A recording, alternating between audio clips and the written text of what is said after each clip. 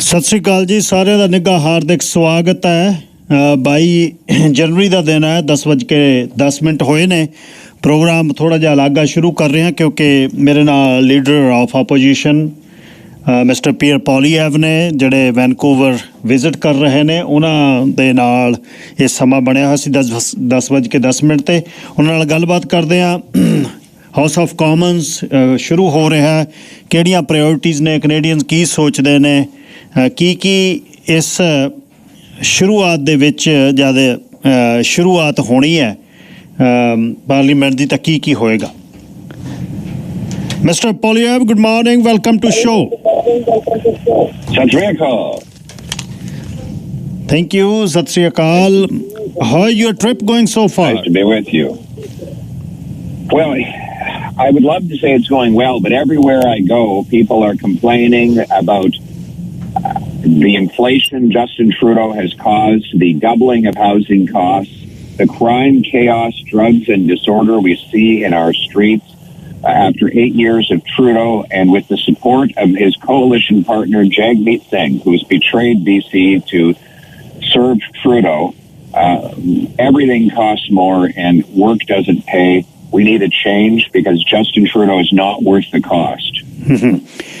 We roam in community day and night, and let me tell you, beyond everything, in the city of Surrey, in a cul-de-sac, vehicles been smashed 3 times, and house window been smashed by sledgehammer, and same household have truck parked 10 kilometers away. That truck windows and windshield is smashed 3 times. And they have everything in their camera, and police couldn't do anything because they don't have, they can't identify it. This is what the chaos is in Surrey.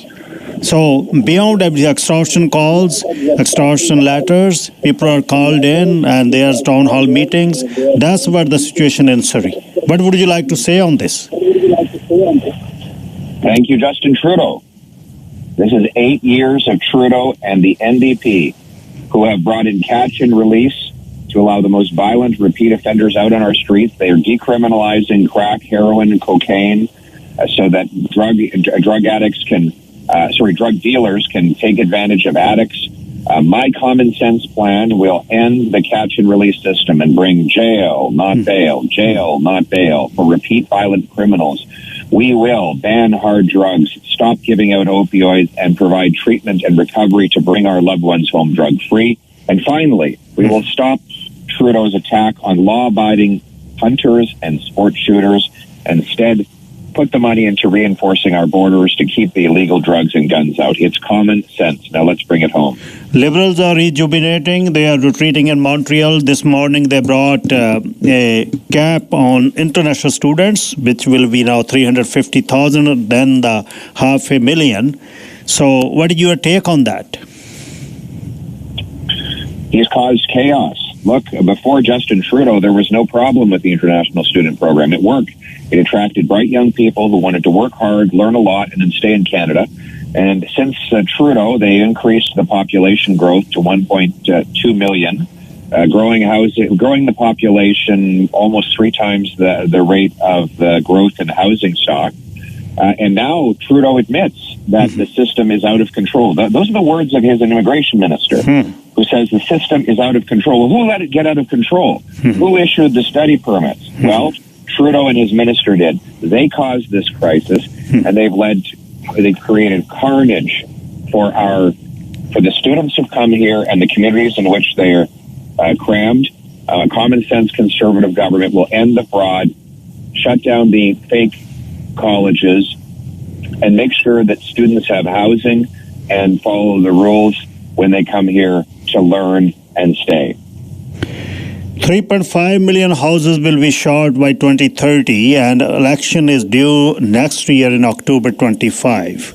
And if you form a government in 5 years, what you can do to bring that number down? Because 3.5 million, if you get 4 family members per household, is 14 million people, about 25% of our population. What do you have in your mind to accelerate that housing, the building development? We have to get the government gatekeepers out of the way. The reason that it costs so much to build a home is because of the bureaucracy and taxes. In Vancouver, according to the C.D. Howe Institute, the government bureaucracy and taxes add $1.3 million to the cost of every newly built home. My common sense plan will require municipalities speed up and lower the cost of building permits and free up land to build. I will require cities permit 15% more home building per year as a condition of getting federal funds. I'll sell off 6,000 federal buildings and thousands of acres of federal land to build. I will require every federally funded transit station be permitted for sky rises all around it so youth and seniors can live next to the bus and train. And that's how we're going to clear the way and build more homes, not more bureaucracy. Healthcare chaos in Surrey, 10 million people live in, and one hospital, another hospital under construction will take 5 years. People are heading to south, to Bellingham, to Seattle, get their surgeries done, get their chemos done. And I know you are talking about to remove red tape for the new doctors, nurses, but we need hospitals, infrastructure. And hospital needs to take time to build it. So immediately, what will be the solution? What do you have in your mind? We're going to help immigrant doctors get licensed. There are 20,000 immigrant doctors, 32,000 immigrant nurses banned from working in the healthcare system because they can't get a license. They have no way of proving their qualifications. A common sense conservative government will bring in a blue seal program that allows them to take a test, prove they're qualified, and get to work within 60 days rather than within having to wait decades. So my common sense plan will turn immigrant doctors into Canadian physicians and nurses and relieve the pain and pressure on our system.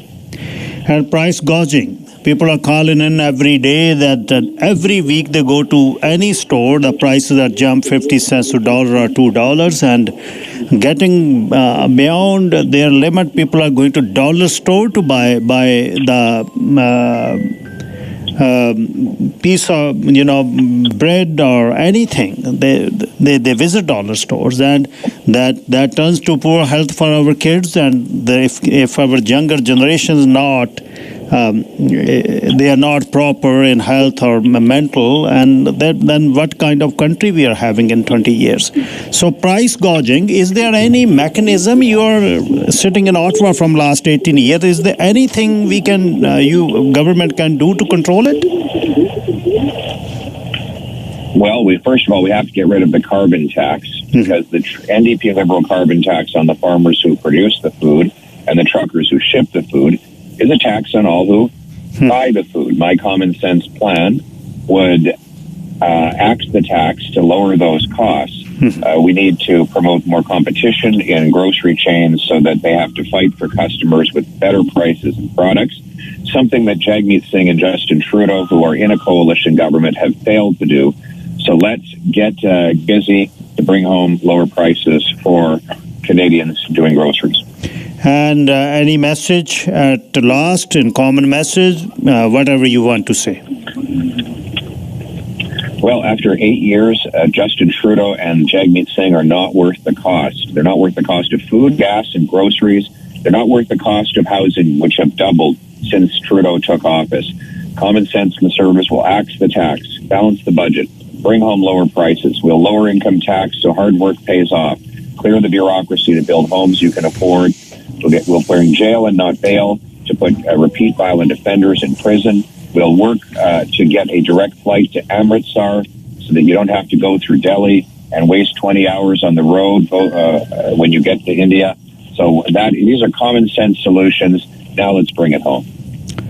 Thank you, Mr. Poilievre, for your time. Enjoy rainy Vancouver. You left snow behind, and here on the West Coast, that's how we are living with rain day and night.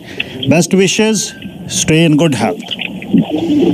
Beautiful British Columbia. Thank you very much, dear friend. See you soon. Thank you. Bye-bye. Poilievre mister Poilievre ਗੱਲਬਾਤ ਕਰ ਰਹੇ ਸੀ, ਜਿਹੜੀਆਂ ਗੱਲਾਂ ਬਾਤਾਂ ਤੁਸੀਂ ਸੁਣ ਕੇ ਹਟੇ ਹੋ। ਲਓ ਫਿਰ, ਦੂਰ ਤੋਂ ਹੀ ਦਿਸਦਾ ਜਮਾਲ ਹੈ, ਤੇਰੀ ਤੋਰ ਵਿੱਚ ਐਸਾ ਕੀ ਕਮਾਲ ਹੈ, ਤੇਰੇ ਨੈਣ ਵਿੱਚ ਭਿੱਜੇ ਹੋਏ ਗੁਲਾਬ ਨੇ, ਤੇਰੇ ਸੁਹਜ 'ਚ ਨੱਚਦੇ ਪੰਜਾਬ ਨੇ, ਤੇਰੇ ਹਾਸਿਆਂ 'ਚ ਉੱਡਦੀਆਂ ਡਾਰਾਂ ਨੇ, ਇਹਨਾਂ ਸਹੇਲੀਆਂ ਤੇ ਤੇਜ਼ ਤਲਵਾਰਾਂ ਨੇ, ਤੇਰੇ ਕੇਸ ਨਿਰੇ ਖੁੱਲੀ ਹੋਈ ਕਿਤਾਬ ਨੇ, ਤੇਰੇ ਸੁਹਜ 'ਚ ਨੱਚਦੇ ਪੰਜਾਬ ਨੇ। ਗੱਲਾਂ ਤੇਰੀਆਂ ਤਾਂ ਰਾਵੀ ਦੀਆਂ ਲਹਿਰਾਂ ਨੇ, ਐਨ ਜੇਠ ਦੇ ਚਿਹਰੇ ਤੇ ਦੁਪਹਿਰਾਂ ਨੇ, ਤੇਰੀ ਸਾਦਗੀ 'ਚ ਗੂੰਜਦੇ ਰਵਾਬ ਨੇ, ਤੇਰੇ ਸੁਹਜ 'ਚ ਨੱਚਦੇ ਪੰਜਾਬ ਨੇ, ਤੇਰੇ ਸੁਹਜ 'ਚ ਨੱਚਦੇ ਪੰਜਾਬ ਨੇ। ਨਵਾਬ ਖਾਨ ਲਿਖਦਾ ਹੈ। ਸੋਨਮਕਰਨ ਸਿੰਘ ਪੱਤੀ ਜੀ, ਸਵਾਗਤ ਹੈ, ਸਤਿ ਸ੍ਰੀ ਅਕਾਲ। ਸ਼ੁਕਰੀਆ ਜੀ ਗਿੱਲ ਸਾਹਿਬ। ਸਭ ਤੋਂ ਪਹਿਲਾਂ ਤੁਹਾਨੂੰ ਤੇ ਸਾਰੇ ਸਰੋਤਿਆਂ ਨੂੰ ਮੇਰੇ ਵੱਲੋਂ ਵੀ ਪਿਆਰ ਭਰੀ ਸਤਿ ਸ੍ਰੀ ਅਕਾਲ ਜੀ। ਜੀ ਗਿੱਲ ਸਾਹਿਬ, ਅਯੋਧਿਆ ਜੀ ਸਾਰੀ ਰਾਮ ਦੇ ਰੰਗ ਦੇ ਵਿੱਚ ਰੰਗੀ ਗਈ, ਦੁਨੀਆ ਭਰ ਚੋਂ ਲੋਕ ਵੇਖ ਰਹੇ ਸੀ, ਭਾਰਤ ਚੋਂ ਵੱਧ ਤੋਂ ਵੱਧ ਸ਼ਰਧਾਲੂ ਪਹੁੰਚੇ। ਸੋ ਅਯੋਧਿਆ ਵਿੱਚ ਰਾਮ ਮੰਦਿਰ ਦਾ ਜਿਹੜਾ ਉਦਘਾਟਨ ਹੋਇਆ, ਉਹਨੂੰ ਰੂਪਮਾਨ ਕਰੋ ਜੀ, ਕਿਸ ਤਰ੍ਹਾਂ ਹੋਇਆ?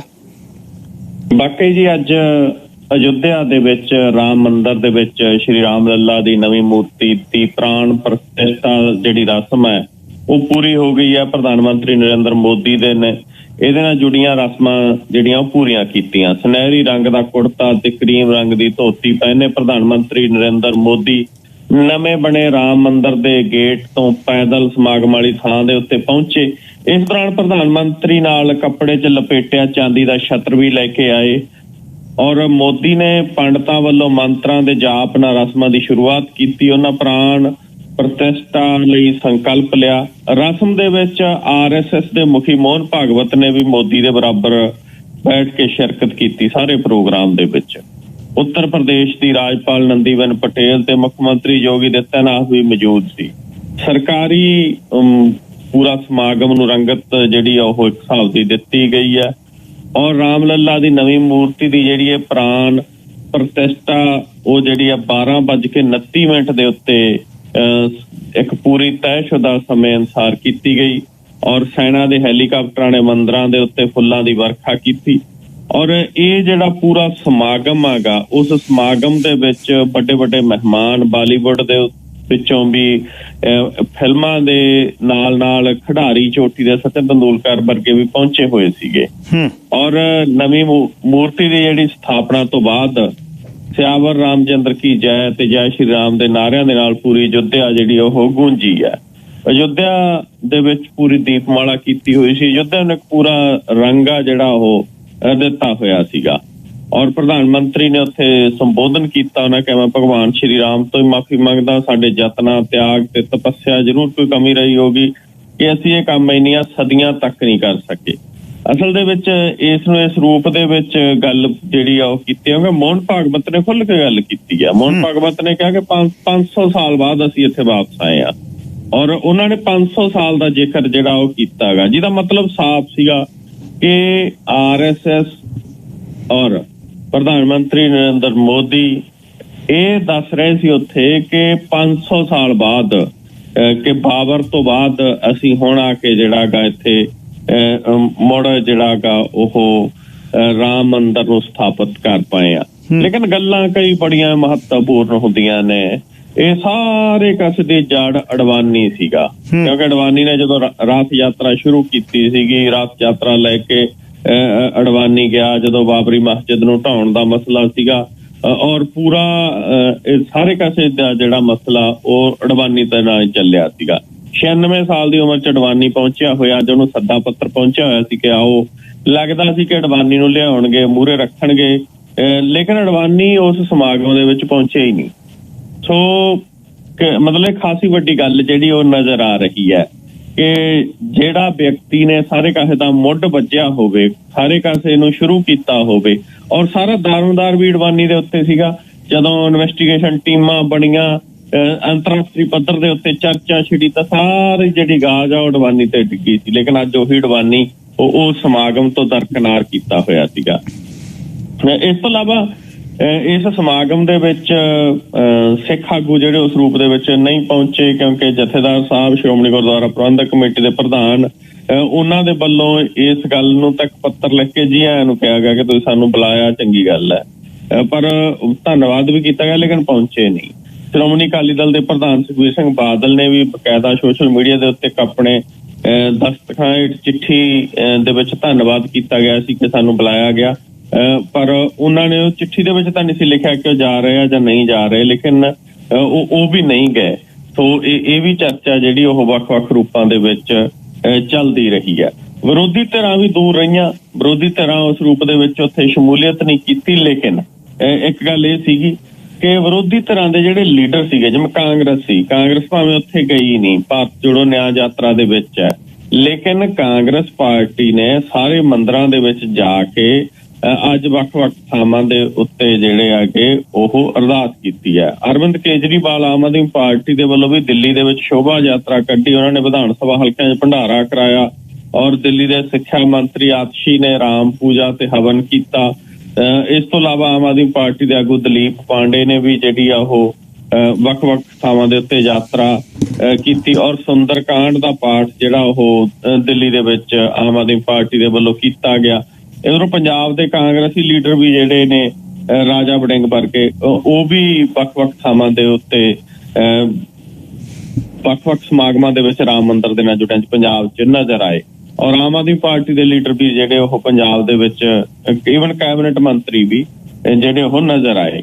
ਉਧਰੋਂ ਮਮਤਾ ਬੈਨਰਜੀ ਦੇ ਵੱਲੋਂ ਵੀ ਪੱਛਮੀ ਬੰਗਾਲ ਦੇ ਵਿੱਚ ਧਾਰਮਿਕ ਸਮਾਗਮ ਜਿਹੜਾ ਗਾ ਉਹ ਕੀਤਾ ਗਿਆ ਹੈਗਾ। ਹਾਲਾਂਕਿ ਉਹਨਾਂ ਨੇ ਨਰਿੰਦਰ ਮੋਦੀ ਦੇ ਉੱਤੇ ਵੀ ਇਲਜ਼ਾਮ ਲਾਏ ਕਿ ਉਹਨਾਂ ਨੇ ਧਾਰਮਿਕ ਸਮਾਗਮ ਨੂੰ ਸਿਆਸੀ ਅੰਦੋਲਨ ਦਾ ਰੂਪ ਹੈਗਾ ਜਿਹੜਾ ਉਹ ਦਿੱਤਾ ਗਾ। ਯਾਨੀ ਕਿ ਇਸ ਚੀਜ਼ ਦਾ ਐਡੀ ਵੱਡੀ ਪੱਧਰ ਦੇ ਉੱਤੇ ਅਸਰ ਜਿਹੜਾ ਨਜ਼ਰ ਆਇਆ ਕਿ ਸਾਰੀਆਂ ਵਿਰੋਧੀ ਧਿਰਾਂ ਵੀ ਕਿਸੇ ਨਾ ਕਿਸੇ ਰੂਪ ਦੇ ਵਿੱਚ ਭਾਜਪਾ ਦੇ ਰੰਗ ਦੇ ਵਿੱਚ ਰੰਗੀਆਂ ਨਜ਼ਰ ਆਈਆਂ ਸੀ। ਵਿਰੋਧੀ ਧਿਰਾਂ ਵੀ ਆਪਣੇ ਆਪ ਨੂੰ ਮਤਲਬ ਇਹ ਸਾਰੇ ਮਸਲੇ ਤੋਂ ਜਿਹੜਾ ਉਹ ਪਾਸੇ ਚਾਹੁੰਦੇ ਹੋਇਆ ਵੀ ਨਾ ਕਰ ਸਕੀਆਂ। ਬਾਕੀ ਇਹ ਅੱਜ ਕਾਫੀ ਵੱਡੀ ਪੱਧਰ ਤੇ ਦੀਪਮਾਲਾ ਕੀਤੀ ਗਈ ਹੈ ਜੀ। ਅਯੋਧਿਆ ਦੇ ਵਿੱਚ ਤਾਂ ਪੂਰੀ ਚ ਦੀਪਮਾਲਾ ਹੋਈ ਆ। ਆਪਣੇ ਜਲੰਧਰ ਦੇ ਵਿੱਚ ਦੇਵੀ ਤਲਾਬ ਮੰਦਿਰ ਹੈ, ਜਲੰਧਰ ਦੇ ਦੇਵੀ ਤਲਾਬ ਮੰਦਿਰ ਦੇ ਵਿੱਚ 1,21,000 ਦੀਵੇ ਜਗਾ ਕੇ ਦੀਪਮਾਲਾ ਕੀਤੀ ਗਈ ਹੈ ਔਰ ਪੂਰੇ ਸ਼ਹਿਰਾਂ ਦੇ ਵਿੱਚ ਜਿਹੜੀ ਆ ਉਹ ਦੀਪਮਾਲਾ ਨਜ਼ਰ ਆ ਰਹੀ ਹੈਗੀ। ਤੋ ਇਹ ਵੀ ਇੱਕ ਪ੍ਰਭਾਵ ਜਿਹੜਾ ਗਾ ਉਹ ਨਜ਼ਰ ਆ ਰਿਹਾ ਗਾ ਜੀ। ਅੱਛਾ, ਗੱਲ ਜਿਹੜੀ ਕਰ ਰਹੇ ਸੀ ਤੁਸੀਂ ਨਵਕਿਰਨ, ਜਿਹੜੇ ਬੰਦਿਆਂ ਦਾ ਬਹੁਤ ਵੱਡਾ ਨਾਂ ਸੀ ਪ੍ਰਵੀਨ ਤੋਗੜੀਆ ਵਰਗੇ, ਜਿਹੜੇ ਅੱਗ ਕੱਢਦੇ ਮੂੰਹ ਚੋਂ, ਉਹਨਾਂ ਦਾ ਨਾਂ ਹੀ ਨਹੀਂ, ਕਿਤੇ ਕਿੱਧਰ ਜਾ ਵੜੇ ਉਹ, ਕਿਤੇ ਵੀ ਉਹਦਾ ਨਾਂ ਹੀ ਨਹੀਂ ਬੰਦੇ ਦਾ ਹੈ। ਤੇ ਉਹਨੇ ਸਭ ਤੋਂ ਪਹਿਲਾਂ ਅਲੱਗ ਕੀ ਗੱਲ ਵਿਸ਼ਵ ਹਿੰਦੂ ਪ੍ਰੀਸ਼ਦ ਦੇ ਤੌਰ ਤੇ ਗੱਲਾਂ ਤੋਰਨੀਆਂ ਸ਼ੁਰੂ ਕੀਤੀਆਂ ਉਹਨੇ। ਵਾਕਈ ਜੀ, ਉਹ ਰਾਮ ਮੰਦਿਰ ਦੇ ਨਾਲ ਜੁੜੇ ਜਿਹੜੇ ਵੱਡੇ ਚਿਹਰੇ ਸੀਗੇ, ਕਿਉਂਕਿ ਉਹਨਾਂ ਨੂੰ ਉਸ ਰੂਪ ਦੇ ਵਿੱਚ ਇੱਥੇ ਜਿਹੜਾ ਗਾ ਉਹ ਅਹਿਮੀਅਤ ਹੀ ਨਹੀਂ ਦਿੱਤੀ ਗਈ। ਅਸ਼ੋਕ ਸਿੰਘਲ ਸੀ, ਰਾਮ ਮੰਦਿਰ ਅੰਦੋਲਨ ਚਲਾਉਣ ਦੇ ਲਈ ਕਈ ਲੋਕਾਂ ਦਾ ਸਮਰਥਨ ਹਾਸਲ ਕਰਨ ਦੇ ਵਿੱਚ ਅਸ਼ੋਕ ਸਿੰਘਲ ਦੀ ਅਹਿਮ ਭੂਮਿਕਾ ਰਹੀ ਆ। ਕਈ ਲੋਕਾਂ ਦੀਆਂ ਨਜ਼ਰਾਂ 'ਚੋਂ ਰਾਮ ਮੰਦਿਰ ਅੰਦੋਲਨ ਦਾ ਚੀਫ ਆਰਕੀਟੈਕਟ ਸੀਗਾ। ਉਹ 11 ਤੱਕ ਵਿਸ਼ਵ ਹਿੰਦੂ ਪ੍ਰੀਸ਼ਦ ਦਾ ਪ੍ਰਧਾਨ ਰਿਹਾ ਤੇ ਫਿਰ ਸਿਹਤ ਕਾਰਨਾਂ ਕਰਕੇ ਅਸਤੀਫਾ ਦਿੱਤਾ। 2015 ਦੇ ਵਿੱਚ ਉਹਦਾ ਦੇਹਾਂਤ ਹੈਗਾ ਜਿਹੜਾ ਉਹ ਹੋਇਆ ਸੀ। ਇਹ ਅਸ਼ੋਕ ਸਿੰਘਲ ਸੀ ਜਿਹਨੂੰ ਮੇਨ ਕਰਤਾ ਧਰਤਾ ਮੰਨਿਆ ਜਾਂਦਾ ਸੀ। ਲਾਲ ਕ੍ਰਿਸ਼ਨ ਅਡਵਾਨੀ ਹੈਗਾ ਔਰ ਲਾਲ ਕ੍ਰਿਸ਼ਨ ਅਡਵਾਨੀ ਨੇ ਤਾਂ 6 ਦਸੰਬਰ 1992 ਨੂੰ ਕਿਹਾ ਸੀ ਕਿ ਅੱਜ ਕਾਰ ਸੇਵਾ ਦਾ ਆਖਰੀ ਦਿਨ ਹੈ। ਅਡਵਾਨੀ ਖਿਲਾਫ ਮਸਜਿਦ ਢਾਉਣ ਦੀ ਸਾਜ਼ਿਸ਼ ਦਾ ਅਪਰਾਧਿਕ ਮੁਕੱਦਮਾ ਅਜੇ ਤੱਕ ਵੀ ਚੱਲ ਰਿਹਾ ਗਾ, ਲੇਕਿਨ ਉਹ ਸਾਰੇ ਮਸਲੇ 'ਚ ਨਜ਼ਰ ਨਹੀਂ ਆਇਆ। ਮੁਰਲੀ ਮਨੋਹਰ ਜੋਸ਼ੀ ਸੀ, ਮੁਰਲੀ ਮਨੋਹਰ ਜੋਸ਼ੀ ਤੀਜਾ ਉਹ ਚਿਹਰਾ ਸੀ ਅਡਵਾਨੀ ਤੋਂ ਬਾਅਦ ਜਿਹੜਾ 1992 ਦੇ ਵਿੱਚ ਬਾਬਰੀ ਮਸਜਿਦ ਢਾਉਣ ਵੇਲੇ ਅਡਵਾਨੀ ਦੇ ਨਾਲ ਨਜ਼ਰ ਆ ਰਿਹਾ ਸੀਗਾ ਔਰ 6 ਦਸੰਬਰ 1992 ਨੂੰ ਘਟਨਾ ਦੇ ਸਮੇਂ ਉਹ ਵਿਵਾਦਿਤ ਕੰਪਲੈਕਸ ਦੇ ਵਿੱਚ ਮੌਜੂਦ ਸੀਗਾ। ਗੁੰਬਦ ਡਿੱਗਣ ਦੇ ਉੱਤੇ ਉਮਾ ਭਾਰਤੀ ਉਹਨਾਂ ਨੂੰ ਗਲੇ ਮਿਲੇ ਸੀਗੇ।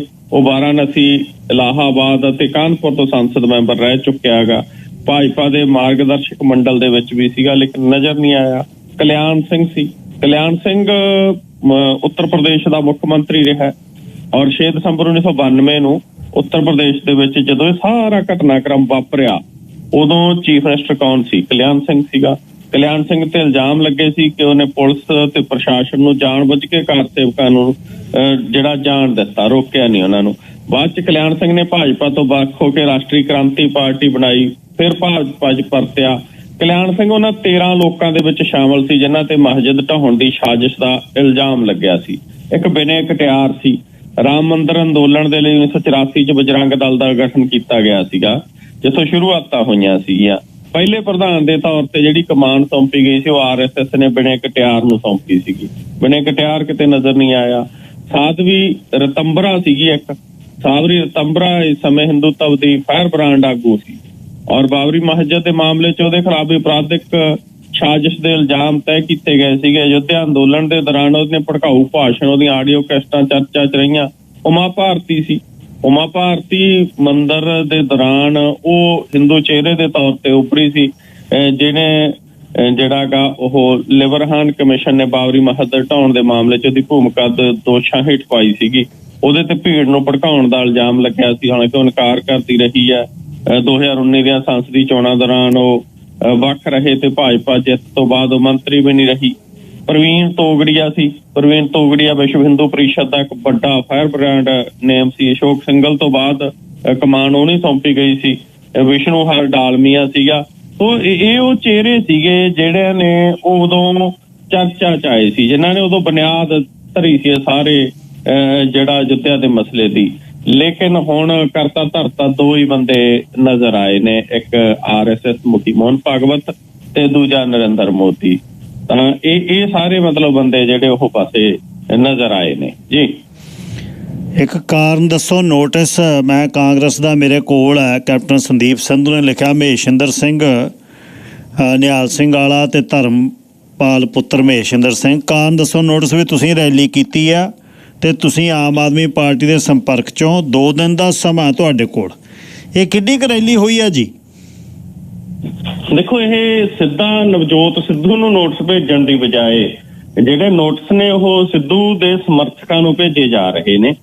ਰੈਲੀ ਜਿਹੜੀ ਹੈਗੀ ਉਹ ਸਿੱਧੂ ਦੀ ਸੀਗੀ ਔਰ ਪੰਜਾਬ ਕਾਂਗਰਸ ਦੇ ਸਾਬਕਾ ਸੂਬਾ ਪ੍ਰਧਾਨ ਨਵਜੋਤ ਸਿੰਘ ਸਿੱਧੂ ਨੇ ਜਿਹੜੀ ਮੋਗੇ 'ਚ ਰੈਲੀ ਕੀਤੀ, ਉਦੋਂ ਬਾਅਦ ਸੰਦੀਪ ਸੰਧੂ ਨੇ ਨਵਜੋਤ ਸਿੰਘ ਸਿੱਧੂ ਤੱਕ ਤਾਂ ਹੁਣ ਇਹਨਾਂ ਦੀ ਪਹੁੰਚ ਨਹੀਂ ਹੈ ਕਾਂਗਰਸ ਲੀਡਰਸ਼ਿਪ ਦੀ। ਇਹਨਾਂ ਦੀ ਇਹ ਯੁਰਤ ਨਹੀਂ ਹੈ ਕਿ ਰਾਜਾ ਵੜਿੰਗ ਜਾਂ ਪ੍ਰਤਾਪ ਬਾਜਵਾ ਜਾਂ ਸੰਦੀਪ ਸੰਧੂ ਨਵਜੋਤ ਸਿੱਧੂ ਨੂੰ ਨੋਟਿਸ ਕੱਢ ਦੇਣ। ਇਹਨਾਂ ਨੇ ਨੋਟਿਸ ਕਿਹਨੂੰ ਕੱਢਿਆ? ਨੋਟਿਸ ਕੱਢਿਆ ਸਿੱਧੂ ਦੀ ਰੈਲੀ ਕਰਾਉਣ ਵਾਲਿਆਂ ਨੂੰ। ਕਾਂਗਰਸ ਦੇ ਸਾਬਕਾ ਜਿਹੜਾ ਪ੍ਰਧਾਨ ਮਹੇਸ਼ਿੰਦਰ ਨਿਹਾਲ ਸਿੰਘ ਵਾਲਾ ਨੂੰ, ਉਹਦੇ ਮੁੰਡੇ ਐਡਵੋਕੇਟ ਧਰਮਪਾਲ ਨੂੰ ਨੋਟਿਸ ਜਾਰੀ ਕਰਕੇ ਦੋਨਾਂ ਨੂੰ 2 ਦਿਨ ਦੇ ਅੰਦਰ ਪਾਰਟੀ ਕੋਲ ਆਪਦਾ ਪੱਖ ਪੇਸ਼ ਕਰਨ ਦੇ ਲਈ ਕਿਹਾ ਗਿਆ। ਚੇਤਾਵਨੀ ਦਿੱਤੀ ਗਈ ਆ ਕਿ ਜੇ ਤੁਹਾਡਾ ਜਵਾਬ ਨਾ ਆਇਆ ਤਾਂ ਤੁਹਾਡੇ ਖਿਲਾਫ ਕਾਰਵਾਈ ਹੈਗੀ ਜਿਹੜੀ ਉਹ ਕੀਤੀ ਜਾਊਗੀ।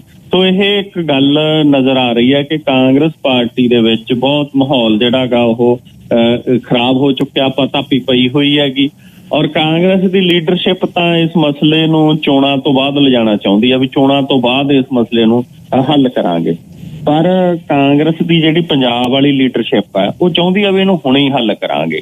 ਇਸ ਕਰਕੇ ਉਹਨਾਂ ਨੇ ਮਹੇਸ਼ਿੰਦਰ ਸਿੰਘ ਨੂੰ ਤੇ ਉਹਦੇ ਮੁੰਡੇ ਨੂੰ ਜਿਹੜਾ ਨੋਟਿਸ ਹੈਗਾ ਉਹ ਕੀਤਾ। ਮਹੇਸ਼ਿੰਦਰ ਦਾ ਕਹਿਣਾ ਹੈ ਉਹਨਾਂ ਨੂੰ ਹਾਲੇ ਜਿਹੜਾ ਗਾ ਇਹ ਪੱਖ ਰੱਖਣ ਦਾ ਮੌਕਾ ਨਹੀਂ ਦਿੱਤਾ ਜਾ ਰਿਹਾ। ਉਹਨਾਂ ਨੇ ਨਵਜੋਤ ਸਿੰਘ ਸਿੱਧੂ ਦੀ ਰੈਲੀ ਰੱਖੀ ਸੀ, ਪ੍ਰਬੰਧਕ ਸੀ ਔਰ ਇਸ ਕਰਕੇ ਉਹਨਾਂ ਨੂੰ ਨੋਟਿਸ ਆ ਜਿਹੜੇ ਉਹ ਜਾਰੀ ਕੀਤੇ ਜਾ ਰਹੇ ਨੇ। ਉਹ ਲੋਕ ਸਭਾ ਚੋਣਾਂ ਤੋਂ ਐਨ ਪਹਿਲਾਂ ਕਾਂਗਰਸ ਹਾਈ ਕਮਾਂਡ ਹੈਗੀ ਜਿਹੜੀ ਉਹਦੇ ਲਈ ਮਸਲਾ ਖਰਾਬ ਹੋ ਸਕਦਾ। ਕਾਂਗਰਸ ਦੀ ਹੁਣ ਰਾਹੁਲ ਗਾਂਧੀ ਤਾਂ ਇੱਕ ਪਾਸੇ ਯਾਤਰਾ ਲਈ ਫਿਰਦਾ, ਦੂਜੇ ਪਾਸੇ ਪੰਜਾਬ ਦੇ ਵਿੱਚ ਉਹਨਾਂ ਦਾ ਸਭ ਤੋਂ ਕੱਦਾਵਰ ਲੀਡਰ ਹੈ ਜਿਹੜਾ ਨੈਸ਼ਨਲ ਲੈਵਲ ਦੇ ਉੱਤੇ ਪ੍ਰਭਾਵ ਪਾ ਸਕਦਾ ਸੀ, ਉਹ ਨਵਜੋਤ ਸਿੱਧੂ ਆ। ਲੇਕਿਨ ਨਵਜੋਤ ਸਿੱਧੂ ਜਿਸ ਤਰੀਕੇ ਦੇ ਨਾਲ ਰੈਲੀਆਂ ਕਰ ਰਿਹਾ ਔਰ ਰਾਜਾ ਵੜਿੰਗ ਪ੍ਰਤਾਪ ਬਾਜਵਾ ਉਹਨੂੰ ਰੋਕਣ ਦੀ ਕੋਸ਼ਿਸ਼ ਕਰ ਰਹੇ ਨੇ। ਇਹਨਾਂ ਨੇ ਕਾਂਗਰਸ ਦਾ ਜਿਹੜਾ ਇੰਚਾਰਜ ਲਾਇਆ ਸੀ ਉਹ ਵੀ ਸਿੱਧੂ ਨਾਲ ਮੀਟਿੰਗਾਂ ਕਰਕੇ ਗਿਆ, ਤਾਂ ਉਹਦਾ ਵੀ ਕੋਈ ਪ੍ਰਭਾਵ ਜਿਹੜਾ ਸਿੱਧੂ ਦੇ ਉੱਤੇ ਨਜ਼ਰ ਨਹੀਂ ਆਇਆ। ਸੋ ਨੋਟਿਸ ਆਉਣ ਵਾਲੇ ਦਿਨਾਂ 'ਚ ਸਿੱਧੂ ਨੂੰ ਵੀ ਆ ਸਕਦਾ ਜੀ। ਯਾਨੀ ਕਿ ਇੱਕ ਗੱਲ ਸਾਫ਼ ਆ ਕਿ ਕਾਂਗਰਸ ਦੇ ਵਿੱਚ ਫੁੱਟ ਪੈਣ ਦੀ ਸੰਭਾਵਨਾ ਬਣ ਸਕਦੀ ਆ ਜੀ। ਦਲਿਤ ਭਾਈਚਾਰੇ ਨੇ ਭਾਜਪਾ ਦਾ ਸੰਸਦ ਮੈਂਬਰ ਡੱਕਰਤਾ, ਇਹ ਕਿੱਥੇ ਹੋਈ ਗੱਲ?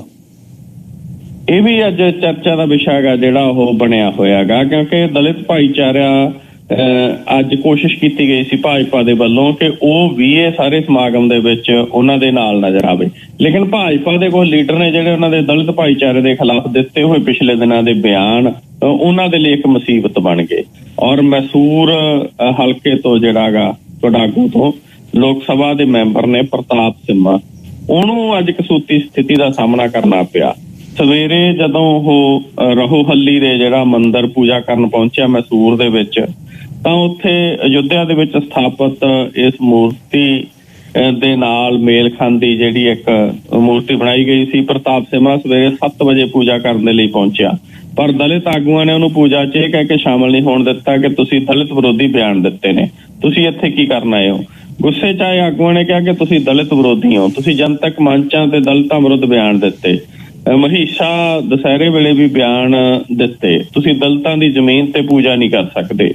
ਰਹੋ ਹੱਲੀ ਦੇ ਲੋਕ ਅਮਨ ਅਮਾਨ ਨਾਲ ਰਹਿ ਰਹੇ ਨੇ, ਖਲ ਨਾ ਪਾਓ ਉਹਨੂੰ ਕਿਹਾ। ਇਹ ਸਾਰੀ ਘਟਨਾ ਭਾਜਪਾ ਦੇ ਇਤਿਹਾਦੀ ਜਨਤਾ ਦਲ ਸੈਕੂਲਰ ਦੇ ਵਿਧਾਇਕ GT ਦੇਵਗੌੜਾ, ਵਿਧਾਇਕ ਸ਼੍ਰੀਵਰ ਤੇ ਹੋਰ ਆਗੂਆਂ ਦੀ ਮੌਜੂਦਗੀ ਦੇ ਵਿੱਚ ਵਾਪਰੀ। ਲੋਕਾਂ ਨੂੰ ਸ਼ਾਂਤ ਕਰਨ ਦੀ ਕੋਸ਼ਿਸ਼ ਕੀਤੀ ਪਰ ਨਾਕਾਮ ਰਹੇ। ਵੱਡੀ ਗਿਣਤੀ ਦੇ ਵਿੱਚ ਇਕੱਠੇ ਹੋਏ ਦਲਿਤ ਭਾਈਚਾਰੇ ਦੇ ਆਗੂਆਂ ਨੇ ਸਿੰਮਾ ਖਿਲਾਫ ਨਾਅਰੇਬਾਜ਼ੀ ਕੀਤੀ। ਆਖਰ ਸੰਸਦ ਮੈਂਬਰ ਸਿੰਮਾ ਨੂੰ ਆਪਣੀ ਕਾਰ ਦੇ ਵਿੱਚ ਬਹਿ ਕੇ ਵਾਪਸ ਮੁੜਨਾ ਪਿਆ। ਸਿੰਮਾ ਇਸ ਹਲਕੇ ਤੋਂ ਦੂਜੀ ਵਾਰ ਲੋਕ ਸਭਾ ਦੇ ਲਈ ਚੁਣੇ ਗਏ ਸੀ ਜੀ। ਦਵਿੰਦਰਪਾਲ ਸਿੰਘ ਭੁੱਲਰ ਦੀ ਸਜ਼ਾ ਮਾਫੀ ਦੀ ਗੱਲ ਕੀ ਹੈ ਜੀ? ਦਵਿੰਦਰਪਾਲ ਸਿੰਘ ਭੁੱਲਰ ਦੀ ਸਜ਼ਾ ਮਾਫੀ ਦਾ ਮਸਲਾ ਅੱਜ ਦਿੱਲੀ ਦੇ ਵਿੱਚ ਚਰਚਾ ਦੇ ਵਿੱਚ ਆਇਆ, ਕਿਉਂਕਿ ਜਿਹੜੀ ਇੱਕ ਕਮੇਟੀ ਬਣੀ ਹੋਈ ਹੈਗੀ ਦਿੱਲੀ ਦੇ ਵਿੱਚ, ਜਿਹਦੇ ਵਿੱਚ ਦਿੱਲੀ ਸਰਕਾਰ ਦੇ ਨੁਮਾਇੰਦੇ ਵੀ ਨੇ, LG ਦੇ ਨੁਮਾਇੰਦੇ ਵੀ ਨੇ, ਉੱਥੋਂ ਦੇ ਜਿਹੜੇ ਲੈਫਟੀਨੈਂਟ ਗਵਰਨਰ ਨੇ ਜਾਣੀ ਕਿ ਕੇਂਦਰ ਦੇ, ਉਹਦੇ ਮਸਲੇ ਦੇ ਉੱਤੇ ਸਜ਼ਾ ਸਮੀਖਿਆ ਬੋਰਡ ਆ ਜਿਹੜਾ ਉਹਦੀ ਅੱਜ ਮੀਟਿੰਗ ਹੋਈ ਹੈ। ਸਜ਼ਾ ਸਮੀਖਿਆ ਬੋਰਡ ਕੋਲੇ 46 ਲੋਕਾਂ ਦੀਆਂ ਅਰਜ਼ੀਆਂ ਜਿਹੜੀਆਂ ਸਜ਼ਾ ਮਾਫੀ ਦੇ ਲਈ ਪਹੁੰਚੀਆਂ, ਜਿਹਦੇ ਤੇ ਚਰਚਾ ਕੀਤੀ ਗਈ। ਇਹਨਾਂ 46 ਦੇ ਵਿੱਚ ਪ੍ਰੋਫੈਸਰ ਦਵਿੰਦਰਪਾਲ ਸਿੰਘ ਭੁੱਲਰ ਦੀ ਸਜ਼ਾ ਮਾਫੀ ਦਾ ਮਸਲਾ ਵੀ ਇੱਕ ਸੀ, ਕਿਉਂਕਿ ਪ੍ਰੋਫੈਸਰ ਦਵਿੰਦਰਪਾਲ ਸਿੰਘ ਭੁੱਲਰ ਪਿਛਲੇ ਸਮੇਂ ਤੋਂ ਬਿਮਾਰ ਚੱਲੇ ਆ ਰਹੇ ਨੇ। ਉਹਨਾਂ ਦੀ ਸਿਹਤ ਦੀ ਵਿਗੜਦੀ ਹੋਈ ਹਾਲਤ ਕਰਕੇ ਉਹਨਾਂ ਨੂੰ ਪੰਜਾਬ ਵੀ ਸ਼ਿਫਟ ਕੀਤਾ ਗਿਆ ਸੀਗਾ, ਔਰ ਪ੍ਰੋਫੈਸਰ ਦਵਿੰਦਰਪਾਲ ਸਿੰਘ ਭੁੱਲਰ ਦੀ ਰਿਹਾਈ ਦਾ ਮਸਲਾ ਪਿਛਲੇ ਸਮੇਂ ਤੋਂ ਚਰਚਾ ਦਾ ਵਿਸ਼ਾ ਬਣਦਾ ਆ ਰਿਹਾ ਹੈ। ਔਰ ਇਸ ਮਸਲੇ ਦੇ ਉੱਤੇ ਦਿੱਲੀ ਸਰਕਾਰ ਦੇ ਉੱਤੇ ਔਰ ਸੈਂਟਰ ਸਰਕਾਰ ਦੇ ਉੱਤੇ ਇਲਜ਼ਾਮ ਲੱਗਦੇ ਆ ਰਹੇ ਨੇ ਕਿ ਉਹ ਪ੍ਰੋਫੈਸਰ ਦਵਿੰਦਰਪਾਲ ਸਿੰਘ ਭੁੱਲਰ ਨੂੰ ਇਸ ਹਾਲਤ ਦੇ ਵਿੱਚ ਵੀ ਰਿਹਾ ਨਹੀਂ ਕਰਨਾ ਚਾਹੁੰਦੀਆਂ। ਹਾਲਾਂਕਿ ਦਿੱਲੀ ਸਰਕਾਰ ਨੇ ਕਈ ਵਾਰ ਜਾਂ ਆਮ ਆਦਮੀ ਪਾਰਟੀ ਦੀ ਲੀਡਰਸ਼ਿਪ ਨੇ ਕਈ ਵਾਰ ਕਿਹਾ ਕਿ ਨਹੀਂ ਜੀ ਅਸੀਂ ਡਿੱਕੇ ਨਹੀਂ ਡਾ ਰਹੇ। ਅੱਜ ਜਿਹੜੀ ਇਹ ਸਜ਼ਾ ਸਮੀਖਿਆ ਬੋਰਡ ਦੀ ਮੀਟਿੰਗ ਹੋਈ ਹੈ, ਉਹਦੇ ਵਿੱਚ ਜਿੰਨੀ ਕੁ ਜਾਣਕਾਰੀ ਹੁਣ ਤੱਕ ਸਾਹਮਣੇ ਆਈ ਹੈ ਉਸ ਮੀਟਿੰਗ ਦੇ ਵਿੱਚ ਕਿ ਪ੍ਰੋਫੈਸਰ ਦਵਿੰਦਰਪਾਲ ਸਿੰਘ ਭੁੱਲਰ ਦੀ ਸਜ਼ਾ ਮੁਆਫੀ ਦੇ ਉੱਤੇ ਮੋਹਰ ਨਹੀਂ ਲਾਈ ਗਈ, ਯਾਨੀ ਕਿ ਪ੍ਰੋਫੈਸਰ ਦਵਿੰਦਰਪਾਲ ਸਿੰਘ ਭੁੱਲਰ ਦੀ ਸਜ਼ਾ ਮਾਫ ਨਹੀਂ ਕੀਤੀ ਗਈ। ਔਰ ਇਹ ਜਿਹੜਾ ਸਜ਼ਾ ਸਮੀਖਿਆ ਬੋਰਡ ਦੀ ਮੀਟਿੰਗ ਤੋਂ ਬਾਅਦ ਫੈਸਲਾ ਆ ਰਿਹਾ ਹੈਗਾ, ਇਹ ਬੜਾ ਮੰਦਭਾਗਾ ਹੈਗਾ ਜੀ। ਇਹ ਸਜ਼ਾ ਮਾਫ ਹੋਣੀ ਚਾਹੀਦੀ ਸੀਗੀ। ਹੁਣ ਇੱਕ ਪਾਸੇ ਤਾਂ ਬਲਾਤਕਾਰ ਕਤਲ ਦੇ ਦੋਸ਼ਾਂ ਦਾ ਸਾਹਮਣਾ ਕਰ ਰਿਹਾ ਗੁਰਮੀਤ ਰਾਮ ਰਹੀਮ, ਤੀਜੇ ਦਿਨ ਪੈਰੋਲ ਦੇ ਉੱਤੇ ਆ ਜਾਂਦਾ। 50 ਦਿਨਾਂ ਦੀ ਪੈਰੋਲ ਪਿਛਲੇ ਦਿਨੀ ਮਿਲੀ ਹੈ। ਉਹਨੂੰ ਵੀ ਤਾਂ ਜ਼ਿਲ੍ਹਾ ਪ੍ਰਸ਼ਾਸਨ ਸਰਕਾਰਾਂ ਦੀ ਸਹਿਮਤੀ ਦੇ ਨਾਲ ਹੀ ਜ਼ਮਾਨਤਾਂ ਦਿੱਤੀਆਂ ਜਾ ਰਹੀਆਂ ਨੇ। ਦੂਜੇ ਪਾਸੇ ਜਿਹੜੇ ਪੋਲੀਟੀਕਲ ਪ੍ਰਿਜ਼ਨਰਜ਼ ਨੇ, ਕਿਉਂਕਿ ਉਹਨਾਂ ਦਾ ਕ੍ਰਾਈਮ ਉਸ ਰੂਪ ਦਾ ਨਹੀਂ ਹੈ ਨਾ ਉਹਨਾਂ ਨੇ ਕੋਈ ਰੇਪ ਕੀਤੇ ਨੇ, ਨਾ ਉਹਨਾਂ ਨੇ ਕੋਈ ਕਤਲ ਕੀਤੇ ਨੇ ਉਸ ਰੂਪ ਦੇ ਵਿੱਚ ਜਿਵੇਂ ਗੁਰਮੀਤ ਰਾਮ ਰਹੀਮ ਦੇ ਨੇ, ਉਹਨਾਂ ਨੂੰ ਰਿਹਾ ਨਹੀਂ ਕੀਤਾ ਜਾ ਰਿਹਾ। ਸੋ ਇਹ ਜਿਹੜਾ ਦੋਹਰਾ ਕਾਨੂੰਨ ਹੈ ਜਿਹੜਾ ਬਲਾਤਕਾਰੀਆਂ ਨੂੰ ਪੈਰੋਲ ਦਿੰਦਾ ਔਰ ਸਜ਼ਾ ਪੂਰੀ ਕਰ ਚੁੱਕੇ ਕੈਦੀਆਂ ਨੂੰ ਰਿਹਾਈ ਕਰਨ ਤੋਂ ਟਾਲਾ ਵੱਟਦਾ, ਇਸ ਤੋਂ ਮੰਦਭਾਗਾ ਕੀ ਹੋ ਸਕਦਾ ਜੀ। ਧੰਨਵਾਦ ਜੀ, ਬਾਕੀ ਗੱਲਾਂ ਕੱਲ ਨੂੰ, ਤੇ ਆਪਣਾ ਖਿਆਲ ਰੱਖਿਓ। ਚੜ੍ਹਦੀ ਕਲਾ। ਸ਼ੁਕਰੀਆ ਜੀ ਗਿੱਲ ਸਾਹਿਬ, ਤੁਹਾਡਾ ਤੇ ਸਾਰੇ ਸਰੋਤਿਆਂ ਦਾ ਧੰਨਵਾਦ ਜੀ। ਸਟਾਰ ਨਮਕੀਨ ਸਿੰਘ ਪੱਤੀ ਸੇਖਵਾਂ ਬਰਨਾਲਿਓਂ ਗੱਲਬਾਤ ਕਰ ਰਹੇ ਸੀ। 604 204 0600 ਤੁਸੀਂ ਇਸ ਵਿਸ਼ੇ ਬਾਰੇ ਗੱਲਬਾਤ ਕੋਈ ਕਰਨੀ ਹੋਵੇ ਤੇ ਅਗਲੇ ਘੰਟੇ ਦੀ ਇੱਕ ਖਾਸ ਗੱਲਬਾਤ ਸੁਣਿਓ। ਸਰੀ ਦੇ ਵਿੱਚ ਆਮ ਲੋਕਾਂ ਦਾ ਇਸ਼ੂ ਕਿਹੜੇ ਨੇ? ਇੱਕ ਪਰਿਵਾਰ ਦੀ ਜਿਹੜੀ ਮੈਂ ਗੱਲ ਪੋਲੀਐਬ ਨੂੰ ਵੀ ਪੁੱਛੀ ਸੀ, ਮਿਸਟਰ ਪੋਲੀਐਬ ਨੂੰ, ਕਿ ਆਹ ਕੁਛ ਹੋ ਰਿਹਾ, ਤੇ ਉਹ ਗੱਲਬਾਤ ਕਰਾਂਗੇ ਆਖਰੀ ਘੰਟੇ ਦੇ ਵਿੱਚ। ਆਪਾਂ ਵੈਸੇ ਅੱਜ ਬੇਨਤੀ ਸੀ ਕਿ ਆਪਾਂ ਕੀਰਤਨ ਦੇ ਬਾਰੇ ਗੱਲਬਾਤ ਕਰਨੀ ਸੀ, ਪਰ ਥੋੜ੍ਹਾ ਜਿਹਾ ਚੇਂਜ ਹੈ। ਕੱਲ੍ਹ ਨੂੰ ਸਰ ਗੁਰਪ੍ਰੀਤ ਸਿੰਘ ਹੋਣੀ ਆਉਣਗੇ ਅਤੇ ਕੱਲ੍ਹ ਨੂੰ ਆਪਾਂ ਕੀਰਤਨ ਦੀ ਸ਼ੁਰੂਆਤ ਤੋਂ ਗੱਲ ਤੋਰਨੀ ਹੈ।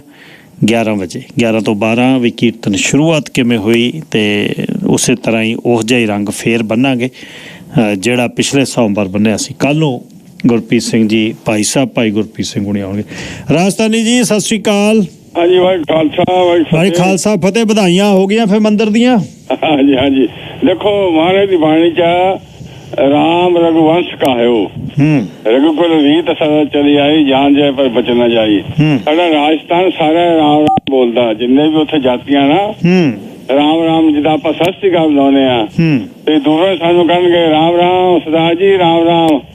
ਤੇ ਰਾਮ ਰਾਮ ਦਾ ਨਾਮ ਮਤਲਬ ਦੇਖੋ ਹੁਣ ਇਹ ਮਰਿਆਦਾ ਪੁਰਸ਼ੋਤਮ ਰਾਮ ਅੱਜ ਦੁਬਾਰਾ ਉਹਦੀ ਯਾਦਗਾਰ ਬਣਾ ਕੇ ਲੋਕਾਂ ਦੇ ਦਿਮਾਗ 'ਚ ਬਿਠਾਇਆ ਵੀ ਕਿਹੋ ਜਿਹਾ ਇਨਸਾਨ ਸੀ ਆਪਣਾ ਰਾਮ। ਮਰਿਆਦਾ ਬਣ ਕੇ ਗਿਆ ਉਹ ਤੇ ਹਰ ਸਾਲ ਹੀ ਮਨਾਉਂਦੇ ਦੀਵਾਲੀ ਆਪਾਂ ਯਾਦ ਕਰਦੇ ਉਹਨੂੰ।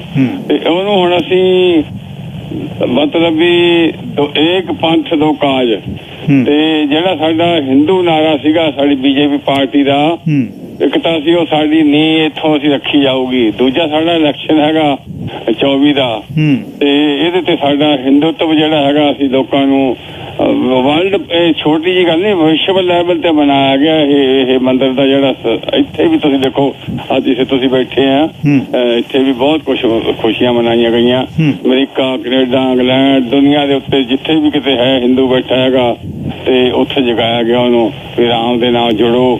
ਤੇ ਸਾਡਾ ਜਿਹੜਾ ਮਸਲਾ ਹੈਗਾ ਇਹ ਮੋਦੀ ਤੇ ਜਿਹੜਾ ਮੋਹਨ ਭਾਗਵਤ ਦੋਹਾਂ ਨੇ ਭਾਸ਼ਣ ਦਿੱਤੇ ਆ ਵੀ ਇੱਥੋਂ ਸ਼ੁਰੂ ਹੋ ਗਿਆ ਹੁਣ ਕੰਮ ਵੀ। ਫਿਰ ਅਗਲੇ ਸਾਲ ਝੰਡਾ ਵਗੈਰਾ ਬਦਲਿਆ ਜਾਊਗਾ ਜੀ। 100 ਸਾਲਾ ਜਿਹੜਾ ਮਨਾਉਣਾ RSS ਦਾ ਮਤਲਬ ਭਗਵਾਂ ਝੰਡਾ ਹੋ ਸਕਦਾ ਨਾਂ ਵੀ ਬਦਲਿਆ ਜਾ ਸਕਦਾ ਦੇਸ਼ ਦਾ। ਦੇਖੋ ਇਹ ਤਾਂ ਇਹ ਦੇਖੋ ਜਿਹੜੀ ਸੰਵਿਧਾਨ ਦੇ ਵਿੱਚ ਪਰਿਵਰਤਨ ਹੋਣਾ ਨਾ ਆਪਣੇ ਗਿੱਲ ਸਾਹਿਬ ਉਹ ਤਾਂ ਹੋਣਾ ਸਾਡਾ ਵੋਟਾਂ ਨਾਲ। ਨਾ ਬਦਲ ਏਦਾਂ ਨਹੀਂ ਰੱਖ ਸਕਦੇ ਉਹ ਤਾਂ ਸਾਨੂੰ ਵੋਟਾਂ ਦੇਖੋ ਵੋਟਾਂ ਹੁਣ ਜਿਸ ਵੇਲੇ ਆਪਣੇ ਸਿੱਖ ਕੌਮ ਤੇ ਜਿਹੜੀ ਰਾਜੀਵ ਗਾਂਧੀ ਇੰਦਰਾ ਗਾਂਧੀ ਵੋਟਾਂ ਲੈ ਗਈ ਸੀਗੀ ਸਿੱਖਾਂ ਦੇ ਕਤਲ ਕਰਕੇ ਸਾਰਾ ਹਿੰਦੁਸਤਾਨ ਇਕੱਠਾ ਕਰ ਲਿਆ ਸੀ ਉਹਨੇ ਇੱਕ ਲਹਿਰ ਬਣ ਗਈ ਸੀਗੀ ਤੇ 403 ਵੋਟਾਂ MP ਬਣਾ ਗਿਆ ਸੀ ਰਾਜੀਵ ਗਾਂਧੀ। ਉਹੋ ਜਿਹੀ ਲਹਿਰ ਅਸੀਂ ਪੈਦਾ ਕਰਨੀ ਚਾਹੁੰਦੇ ਹਾਂ ਹੁਣ ਸਿੱਖਾਂ ਤੇ ਤਾਂ ਹੁੰਦੀ ਨਹੀਂ ਪੈਦਾ ਹਿੰਦੂਆਂ ਦੇ ਹਿੰਦੂ ਜੁੜਨਗੇ ਸਾਡੇ ਨਾਲ ਤੇ ਇਸ ਵਾਸਤੇ ਜਦੋਂ ਸਾਨੂੰ ਇਹ ਸੀਟਾਂ ਮਿਲ ਗਈਆਂ ਇੰਨੀਆਂ ਤੇ ਫਿਰ ਪਰਿਵਰਤਨ ਸੰਵਿਧਾਨ ਦੇ ਵਿੱਚ ਪਰਿਵਰਤਨ ਕਰਨਾ ਹੈਗਾ ਫਿਰ ਹਿੰਦੂ ਰਾਸ਼ਟਰ ਬਣ ਸਕਦਾ ਹੈਗਾ। ਇਹਦੇ ਜੇ ਨਹੀਂ ਸਾਨੂੰ ਮਿਲੀਆਂ ਤਾਂ ਹਿੰਦੂ ਰਾਸ਼ਟਰ ਨਹੀਂ ਬਣ ਸਕਦਾ। ਸੋ ਕੋਸ਼ਿਸ਼ ਜਾਰੀ ਹੈਗੀ ਆ। ਬਾਕੀ ਖੁਸ਼ੀ ਦੀ ਖਬਰ ਇਹ ਹੈਗੀ ਆ ਵੀ ਅਕਾਲ ਤਖਤ ਦਾ ਜਥੇਦਾਰ ਤੇ ਆਪਣੀ ਜਿਹੜੀ ਸ਼੍ਰੋਮਣੀ ਅਕਾਲੀ ਦਲ ਨਹੀਂ ਗਿਆ। ਜੇ ਬਾਦਲ ਸਾਹਿਬ ਹੁੰਦੇ ਸਾਨੂੰ ਬਹੁਤ ਘਾਟਾ ਪਿਆ ਬਾਦਲ ਸਾਹਿਬ ਦੇ ਮਰਨ ਦਾ। ਅੱਜ ਬਾਦਲ ਸਾਹਿਬ ਜਿਉਂਦਾ ਹੁੰਦਾ ਤੇ ਸਾਰਾ ਹੀ ਭਗਵਾਕਰਨ ਹੋ ਜਾਣਾ ਸੀ ਅਕਾਲੀ ਦਲ ਦਾ। ਸਾਰਿਆਂ ਨੇ ਉੱਥੇ ਪਹੁੰਚਣਾ ਸੀ। ਇਸ ਗੱਲ ਦਾ ਵੀ ਸਾਨੂੰ ਦੁੱਖ ਹੈਗਾ ਪਰ ਦੂਜੀ ਵਾਰ ਖੁਸ਼ੀ ਇਸ ਗੱਲ ਦੀ ਹੈਗੀ ਆ ਵੀ ਬਚਾਅ ਹੋ ਗਿਆ ਸਿੱਖ ਪੰਥ ਦਾ ਵੀ ਨਹੀਂ ਗਏ ਉੱਥੇ ਮੂਰਤੀ ਪੂਜਾ 'ਚ ਨਹੀਂ ਵਿਸ਼ਵਾਸ ਰੱਖਦੇ ਅਸੀਂ। ਸੋ ਇਹ ਵਿਚਾਰ ਆ ਜੀ। ਅਸਰਾਂ ਜੀ ਤੁਸੀਂ ਏਅਰ ਤੇ ਹੋ। ਬੜੀ ਹੈਰਾਨੀ ਹੁੰਦੀ ਹੈ ਵਿਚਾਰ ਸਾਰੇ ਪਾਸੇ ਹੀ ਰੱਖ ਜਾਂਦੇ ਆ ਰਾਜਸਥਾਨੀ ਸਾਹਿਬ। ਫਿਰ ਉਹਦਾ ਸ਼ੌਕ ਆ ਜੀ ਇਹ। ਹਾਂ ਜੀ ਬਟ ਨਹੀਂ ਸ਼ੌਕ ਨਹੀਂ ਹੈਗਾ ਜੀ। ਇਹ ਮਾਰਗਦਰਸ਼ਕ ਮੰਡਲ ਦੇ ਪ੍ਰਧਾਨ ਆ ਇੱਧਰ ਨਾਰਥ ਅਮਰੀਕਾ ਦੇ ਵੱਲੋਂ ਥਾਪੇ ਹੋਏ। ਹਾਂ ਜਿੱਦਾਂ ਉੱਥੇ ਅਡਵਾਨੀ ਜੀ ਬੈਠੇ ਆ ਮੁਰਲੀ ਮਨੋਹਰ ਜੋਸ਼ੀ ਆਪਣੇ ਪੱਟੀ ਸਾਹਿਬ ਦੱਸ ਕੇ ਗਏ ਆ। ਇਹ ਇੱਥੇ ਬਿਆਨ ਦਿੰਦੇ ਆ ਜੀ ਪੂਰਾ ਆਪਣਾ ਮਤਲਬ ਜਿੱਦਾਂ ਟਰੰਪ ਸਾਹਿਬ ਟਵੀਟ ਕਰਦੇ ਹੁੰਦੇ ਜੀ ਇੱਦਾਂ ਰਾਜਸਥਾਨੀ ਸਾਹਿਬ ਦਾ ਰੁਤਬਾ ਆ। ਓਕੇ ਚਲੋ ਮਰਿਆਦਾ ਪੁਰਸ਼ੋਤਮ ਰਾਮ ਦੀ ਜਿਹੜੀ ਸੀਗੀ ਉਹ ਕਹਿ ਰਹੇ ਹੈਗੇ ਆ ਕਿ ਉੱਤੇ ਜਿਹੜੀ ਮੂਰਤੀ ਪ੍ਰਾਣ ਪ੍ਰਤਿਸ਼ਠਾ ਕੀਤੀ ਗਈ ਹੈ ਸ੍ਰੀਮਾਨ ਨਰਿੰਦਰ ਮੋਦੀ ਸਾਹਿਬ ਵੱਲੋਂ ਤੇ ਚਲੋ ਬਹੁਤ ਖੁਸ਼ੀ ਦੀ ਗੱਲ ਹੈਗੀ ਆ। ਪਰ ਗੱਲ ਤਾਂ ਇਹ ਹੈਗੀ ਆ ਕਿ ਤੁਸੀਂ ਮੰਦਿਰ ਬਣਾਉਣੇ ਦੇ ਨਾਲ ਲੋਕਾਂ ਦਾ ਭਲਾ ਨਹੀਂ ਕਰ ਸਕਦੇ। ਜੋ ਮਰਿਆਦਾ ਪੁਰਸ਼ੋਤਮ ਰਾਮ ਦੇ ਜਿਹੜੇ ਅਸੂਲ ਸੀਗੇ ਉਹਨਾਂ ਉੱਤੇ ਵੀ ਚੱਲਣਾ ਚਾਹੀਦਾ ਹੈਗਾ। ਇੱਕ ਪਾਸੇ ਤੇ ਮੋਦੀ ਜੀ ਉੱਥੇ ਆਪਣਾ ਉਪਵਾਸ ਕਰਕੇ ਬੈਠੇ ਸੀਗੇ ਰਾਮ ਰਾਮ ਕਰੀ ਜਾ ਰਹੇ ਸਾਰੇ ਜਣੇ ਤੇ ਉਧਰ ਚੰਡੀਗੜ੍ਹ ਦੇ ਵਿੱਚ ਇੱਕ ਮੇਅਰ ਦੀ ਸੀਟ ਦੇ ਪਿੱਛੇ ਮਤਲਬ ਕਿ ਡੈਮੋਕ੍ਰੇਸੀ ਦਾ ਜਿੱਦਾਂ ਤਰ੍ਹਾਂ ਗਾਲਾਂ ਘੁੱਟਿਆ ਗਿਆ ਔਰ ਇਲੈਕਸ਼ਨ ਹੀ ਕੈਂਸਲ ਕਰ ਦਿੱਤੀ। ਸੋ ਕਹਿੰਦੇ ਮੂੰਹ ਮੈਂ ਰਾਮ ਰਾਮ ਬਗਲ ਮੈਂ ਛੁਰੀ। ਇਹ ਗੱਲ ਵੀ ਮੋਦੀ ਸਾਹਿਬ ਨੇ ਸਿੱਧ ਕਰ ਦਿੱਤੀ ਆ ਵੀ ਇਹ ਕਹਾਵਤਾਂ ਜਿਹੜੀਆਂ ਬਣੀਆਂ ਸਹੀ ਆ ਵੀ ਉੱਥੇ ਤੁਸੀਂ ਰਾਮ ਰਾਮ ਕਰਦੇ ਆ ਇੱਥੇ ਤੁਸੀਂ ਇੱਕ ਮੇਅਰ ਦੀ ਸੀਟ ਦੇ ਪਿੱਛੇ ਗਿੱਲ ਸਾਹਿਬ ਮਤਲਬ ਕਿਸ ਤਰ੍ਹਾਂ ਦੇ ਹੱਥ ਕੰਡੇ ਅਪਣਾਉਂਦੇ ਆ। ਸੋ ਇਹ ਦੋਗਲਾ ਕਹਿੰਦੇ ਆ ਡਬਲ ਫੇਸ ਨਹੀਂ ਕਹਿੰਦੇ ਹੁੰਦੇ ਜਿੱਦਾਂ ਜੀ ਤੇ ਉਹ ਹੈਗਾ ਆ। ਬਾਕੀ ਠੀਕ ਆ ਵੋਟਾਂ ਨੂੰ ਪ੍ਰਭਾਵਿਤ ਜ਼ਰੂਰ ਹੋਣਗੀਆਂ ਇਹਦੇ ਨਾਲ ਤੇ ਬੜੀ ਖੁਸ਼ੀ ਦੀ ਗੱਲ ਆ ਕਿ ਸਾਰਾ ਹੀ ਜਿਹੜਾ ਬਕੌਲ ਰਾਜਸਥਾਨੀ ਸਾਹਿਬ ਕਿ ਸਾਰਾ ਹੀ ਜੀ ਭਗਵਾਂਕਰਨ ਕਰ ਦੇਣਾ ਏਦਾਂ ਹੋ ਜਾਣਾ ਪਰ ਗਰੀਬਾਂ ਨੂੰ ਜਿਹੜੇ ਹੈਗੇ ਆ ਰੋਜ਼ਗਾਰ ਦੇਣੇ ਦੇ ਵਾਅਦੇ ਕੀਤੇ ਹੋਆ ਉਹਨਾਂ ਉੱਤੇ ਹੁਣ ਪਹਿਰਾ ਦੇਣੇ ਦੀ ਲੋੜ ਹੈਗੀ ਹੈ ਇਹਨਾਂ ਨੂੰ। ਸੋ ਮੈਂ ਇੰਨੀ ਗੱਲ ਕਹੂੰਗਾ। ਥੈਂਕ ਯੂ ਤੁਹਾਡਾ ਬਹੁਤ ਧੰਨਵਾਦ ਜੀ ਬਹੁਤ ਬਹੁਤ। Sir Avtar Singh ji line number 4। ਸਤਿ ਸ਼੍ਰੀ ਅਕਾਲ ਡਾਕਟਰ ਸਾਹਿਬ। ਗਿੱਲ ਸਾਹਿਬ ਚਲੋ ਬਹੁਤ ਵਧੀਆ ਹੋਇਆ ਪਰ ਜਿਹੜੀ ਸਾਰਿਆਂ ਚੋਂ ਸੈਡ ਚੀਜ਼ ਹੈ ਵੀ ਇਹਨਾਂ ਨੂੰ 500 ਸਾਲ ਲੱਗੇ ਕੰਪਨੀ ਤੁਸੀਂ ਹੋਈ ਚੀਜ਼ ਦੁਬਾਰਾ ਰੀਐਸਟੈਬਲਿਸ਼ ਕਰਨ ਲਈ ਬੜਾ ਮਤਲਬ 5 ਸਦੀਆਂ ਦਾ ਟਾਈਮ ਬਹੁਤ ਲੰਬਾ ਟਾਈਮ ਹੁੰਦਾ। ਜੇ ਆਪਾਂ ਇੰਡੀਆ ਦੀ ਹਿਸਟਰੀ ਪੜ੍ਹੀਏ ਤਾਂ ਉਹਦੇ ਵਿੱਚ ਜਿਸ ਟਾਈਮ ਤੇ ਇਹਨਾਂ ਮੰਦਰ ਨੂੰ ਮਤਲਬ ਆਪਾਂ ਇੱਕ ਪਹਿਲਾਂ ਸਾਰੇ ਤੋਂ ਵੱਡੀ ਚੀਜ਼ ਆ ਨਾ, ਜਦੋਂ ਤਾਂ ਇੰਡੀਆ ਦੇ ਲੋਕ ਹੈ ਜਿਹੜੇ ਉਹ ਇੱਕ ਮੁਗਲ ਤਾਂ ਮੁਸਲਮਾਨ ਦੇ ਵਿੱਚ ਡਿਫਰੈਂਸ ਨੇ ਅੰਡਰਸਟੈਂਡ ਕਰਦੇ। ਉਦੋਂ ਤਾਂ ਇੰਡੀਆ ਦੀ ਹਿਸਟਰੀ ਨੂੰ ਡਿਫਾਈਨ ਕਰਨਾ ਬਹੁਤ ਔਖਾ। ਜਿਹੜੇ ਮੁਗਲ ਸੀ ਉਹ ਸਿਰਫ ਮੁਗਲਾਂ ਨੇ ਹਿੰਦੂਆਂ ਤੇ ਨਹੀਂ ਕੀਤਾ, ਉਹਨੇ ਇਕੁਅਲੀ ਸਿੱਖਾਂ ਤੇ ਵੀ ਕੀਤਾ। ਉਹਨੇ ਇਕੁਅਲੀ ਜਿਹੜੇ ਛੋਟੇ ਮੁਸਲਮਾਨਾਂ ਦੀਆਂ ਡਿਫਰੈਂਟ ਕਮਿਊਨਿਟੀ ਸੀ ਉਹਨਾਂ ਤੇ ਵੀ ਉਹਨੇ ਸੇਮ ਹੀ ਮਤਲਬ ਡੰਡੇ ਨਾਲ ਅਤਿਆਚਾਰ ਕੀਤਾ। ਆਲਮੋਸਟ ਸਿਮਿਲਰ ਟਾਈਮ ਤੇ ਆਪਣੇ ਸਿੱਖਾਂ ਦੇ ਵੀ ਗੁਰਦੁਆਰੇ ਮਤਲਬ ਗਏ, ਕਾਬੂ ਕੀਤੇ ਗਏ, ਢਾਏ ਗਏ। ਪਰ ਸਿੱਖਾਂ ਨੇ ਮਤਲਬ ਇਹ ਆ ਵੀ ਈਵਨ ਜਿਹੜਾ ਇੰਦਰਾ ਗਾਂਧੀ ਨੇ ਵੀ ਢਾਇਆ ਸੀ ਉਹ 100 ਦਿਨ ਦਾ ਹੀ 200 ਦਿਨ ਦਾ ਹੀ ਵਕਫਾ ਪੈਣ ਦਿੱਤਾ, ਆਪਣੇ ਰੀਐਸਟੈਬਲਿਸ਼ ਕਰ ਲਏ। ਬਾਕੀ ਜੇ ਇੰਡੀਆ ਦੀ ਹਿਸਟਰੀ ਨੂੰ ਤੁਸੀਂ ਤਾਂ ਨਾਲ ਪੜ੍ਹੋ, ਉਹਦੇ ਵਿੱਚ ਦੋ ਹੀ ਚੀਜ਼ਾਂ ਗਲੋਰੀਫਾਈ ਕੀਤੀਆਂ ਜਾ ਸਕਦੀਆਂ। ਜਿਹੜੀ ਐਂਸ਼ੀਅੰਟ ਹਿਸਟਰੀ ਆ ਉਹਦੇ ਵਿੱਚ ਰਾਮ ਰਾਜ ਦਾ, ਜਿਹੜੀ ਮਾਡਰਨ ਹਿਸਟਰੀ ਆ ਉਹਦੇ ਵਿੱਚ ਸਿੱਖ ਰਾਜ। ਇਸ ਕਰਕੇ ਦੋਨਾਂ ਹੀ ਰਾਜਾਂ ਨੂੰ ਜਿਹੜਾ ਗਲੋਰੀਫਿਕੇਸ਼ਨ ਬਹੁਤ ਜ਼ਰੂਰੀ ਆ ਜੇ ਇੰਡੀਆ ਨੇ ਮਤਲਬ ਆਪਣੇ ਆਪ ਨੂੰ ਰੀਐਸਟੈਬਲਿਸ਼ ਕਰਨਾ। ਇੱਥੇ ਹਿੰਦੂ ਰਾਜ ਕਦੀ ਵੀ ਨਹੀਂ ਆ ਸਕਦਾ, ਸਿੱਖ ਰਾਜ ਕਦੀ ਹਿੰਦੂ ਰਾਜ ਨਹੀਂ ਸੀ। ਫਿਰ ਗੱਲ ਜਦੋਂ ਰਾਮ ਰਾਜ ਸੀ ਉਦੋਂ ਕੋਈ ਧਰਮਾਂ ਦਾ ਕੋਈ ਇੰਨਾ ਮਤਲਬ ਬਕੇੜਾ ਨਹੀਂ ਸੀ। ਇਸ ਕਰਕੇ ਜਦੋਂ ਜੇ ਤੁਸੀਂ ਅੱਜ ਦੀ ਵੀ ਸਪੀਚ ਪੜ੍ਹੋ ਜਾਂ ਅੱਜ ਦਾ ਇਹਨੂੰ ਤੁਸੀਂ ਕਰੋ, ਉਹਦੇ ਵਿੱਚ ਜੇ ਤੁਸੀਂ ਮੋਹਨ ਭਾਗਵਤ ਦੀ ਸਪੀਚ ਪੜ੍ਹੋ ਉਹਦੇ ਵਿੱਚ ਉਹ ਹਿੰਦੂਤਵਾ ਤੋਂ ਪਿੱਛੇ ਹੋ ਰਿਹਾ। ਉਹਦਾ ਹਿੰਦੂਤਵਾ ਤੋਂ ਪਿੱਛੇ ਹੋਣ ਦਾ ਰੀਜ਼ਨ ਹੀ ਇਹੋ ਆ, ਜੇ ਤੁਸੀਂ ਮਤਲਬ ਡੈਫੀਨੇਟਲੀ ਰਾਮ ਰਾਜ ਵੀ ਪ੍ਰੋਬੇਬਲੀ ਜੇ ਆਪਾਂ ਮਤਲਬ ਹਿਸਟਰੀ 'ਚ ਬਲੀਵ ਕਰਦੇ ਹਾਂ ਇਟ ਵਾਜ਼ ਗੁੱਡ, ਮਤਲਬ ਗੁੱਡ ਰਾਜ ਸੀ। ਨੰਬਰ 2 ਤੇ ਸਿੱਖ ਰਾਜ ਵੀ ਇਕੁਅਲੀ ਦਾ ਬੈਟਰ ਜਾਂ ਗੁੱਡ ਰਾਜ ਸੀ, ਬਹੁਤ ਵਧੀਆ ਰਾਜ ਸੀ, ਜਿਹਨੂੰ ਕਿ ਮਾਡਰਨ ਉਸ ਟਾਈਮ ਦੇ ਜਿਹੜੇ ਕੰਟਰੀਜ਼ ਦੇ ਲਿਖਾਰੀ ਆ ਉਹਨਾਂ ਨੇ ਵੀ ਲਿਖਿਆ ਵੀ ਏਦਾਂ ਦੇ ਮਹਾਰਾਜਾ ਰਣਜੀਤ ਸਿੰਘ ਦਾ ਰਾਜ। ਇਸ ਕਰਕੇ ਰਾਜ ਨੂੰ ਐਸਟੈਬਲਿਸ਼ ਕਰਨ ਲਈ ਬਹੁਤ ਜ਼ਰੂਰੀ ਹੈ, ਪਰ ਇਹਦੇ ਵਿੱਚ ਬਹੁਤ ਜ਼ਰੂਰੀ ਹੈ ਕਿ ਮੁਗਲ ਤਾਂ ਮੁਸਲਮਾਨ ਦੇ ਵਿੱਚ ਡਿਫਰੈਂਸ ਦੱਸਣਾ ਲੋਕਾਂ ਨੂੰ। ਦੂਜਾ ਜਿਹੜਾ ਹਿੰਦੂਤਵਾ ਏਜੰਡਾ ਉਹ ਤੋਂ ਪਿੱਛੇ ਹੋ ਕੇ ਇੱਕ ਭਾਰਤ ਦੀ ਮਤਲਬ ਇੱਕ ਕੰਬਾਈਨਡ ਭਾਰਤ, ਜਿੱਦਾਂ ਮਹਾਰਾਜਾ ਰਣਜੀਤ ਸਿੰਘ ਦੇ ਟਾਈਮ ਤੇ ਸਾਰੇ ਧਰਮਾਂ ਨੂੰ ਬਰਾਬਰ। ਜੇ ਇੰਡੀਆ ਦੇ ਵਿੱਚ ਜਦੋਂ ਯਹੂਦੀਆਂ ਲਈ ਜੇ ਪਹਿਲਾ ਧਰਮ ਸਥਾਨ ਬਣਿਆ ਉਹ ਮਹਾਰਾਜਾ ਰਣਜੀਤ ਸਿੰਘ ਨੇ ਬਣਾਇਆ ਸੀ, ਕਿਉਂਕਿ ਉਹਦੇ ਜਿਹੜੇ 2 ਜਰਨੈਲ ਸੀ ਉਹ ਯਹੂਦੀ ਸੀਗੇ ਹਨਾ। ਤਾਂ ਮਤਲਬ ਏਦਾਂ ਦਾ ਰਾਜ ਕਾਇਮ ਕਰਨ ਦੀ ਲੋੜ ਹੈ, ਨਾ ਕਿ ਹਿੰਦੂਤਵਾ ਵਾਲਾ। ਜੇ ਹਿੰਦੂਤਵਾ ਵਾਲਾ ਏਜੰਡਾ ਹੋਊਗਾ ਤਾਂ India want B one India, I can guarantee you within ਫਿਊ years. Thank you ਜੀ। ਧੰਨਵਾਦ ਜੀ। ਖਬਰਾਂ ਤੋਂ ਪਹਿਲਾਂ ਸਰਦਾਰ ਜਸਵੀਰ ਸਿੰਘ ਉਹਨਾਂ ਨਾਲ ਵੀ ਗੱਲ ਕਰ ਲਵਾਂ ਜੀ। 2 ਹੀ ਸਕਿੰਟ ਲੈਣਾ ਸਰਦਾਰ। ਕੋਈ ਨਾ ਜੀ, 30 ਤਾਂ ਲਓ। ਉਹਦਾ ਮਤਲਬ ਇਹ ਹੈ, ਕਈ ਵਾਰੀ ਨਾ ਅਸੀਂ ਪਹਿਲੀ ਗੱਲ ਤਾਂ ਮੈਂ ਹਿੰਦੂ ਵੀਰਾਂ ਨੂੰ ਵਧਾਈ ਦਿੰਦਾ ਕਿ ਉਹਨਾਂ ਨੇ ਆਪਣੇ ਜਿਹਨੂੰ ਉਹਨਾਂ ਦੀ ਮਨਾਉਤ ਹੈ ਰਾਮ ਚੰਦਰ ਜੀ ਦਾ, ਉਹਨਾਂ ਨੇ ਸਥਾਪਨਾ ਹੋਈ ਹੈ, ਉਹਨਾਂ ਨੂੰ ਧਾਰਮਿਕ ਤੌਰ ਤੇ ਦੀਆਂ ਖੁਸ਼ੀਆਂ ਹੋਣ। ਪਰ ਜਦੋਂ ਕੋਈ ਸਿੱਖ ਰੂਪ ਦੇ ਵਿੱਚ ਆ ਕੇ ਗੁਰਬਾਣੀ ਤੇ ਕਟਾਕਸ਼ ਕਰਦਾ ਨਾ, ਇਹ ਬਹੁਤ ਨਿੰਦਣਯੋਗ ਹੈ। ਗੁਰਬਾਣੀ ਵਿੱਚ ਦਸ਼ਰਥ ਪੁੱਤ ਰਾਮ ਦੀ ਕੋਈ ਪ੍ਰਤਿਸ਼ਠਾ ਨਹੀਂ ਹੈ, ਰਮੇ ਹੋਏ ਰਾਮ ਦੀ ਕਹਾਣੀ ਆ। ਗੁਰਬਾਣੀ 'ਚ ਤਾਂ ਬਈ ਜਦੋਂ ਰਾਮ ਨੂੰ ਨਕਾਲਾ ਹੋ ਗਿਆ ਤਾਂ ਉਹ ਰੋਂਦਾ ਸੀ। ਔਰ ਗੁਰਬਾਣੀ 'ਚ ਇਹ ਵੀ ਹੈ ਕਿ ਪੰਡਿਤ ਮੁੱਲਾ ਜੋ ਲਿਖਦੀ ਹੈ ਛੋੜ ਚੱਲੇ ਹਮ ਕਛੂ ਨਾ ਲਿਆ। ਦਾੜੀ ਕੇਸ ਰੱਖ ਕੇ ਗੁਰਬਾਣੀ ਨੂੰ ਜਾਂ ਸਿੱਖ ਧਰਮ ਦੇ ਖਿਲਾਫ ਬੋਲਣਾ ਇਹ ਮੇਰਾ ਖਿਆਲ ਸ਼ੋਭਾ ਨਹੀਂ ਦਿੰਦਾ।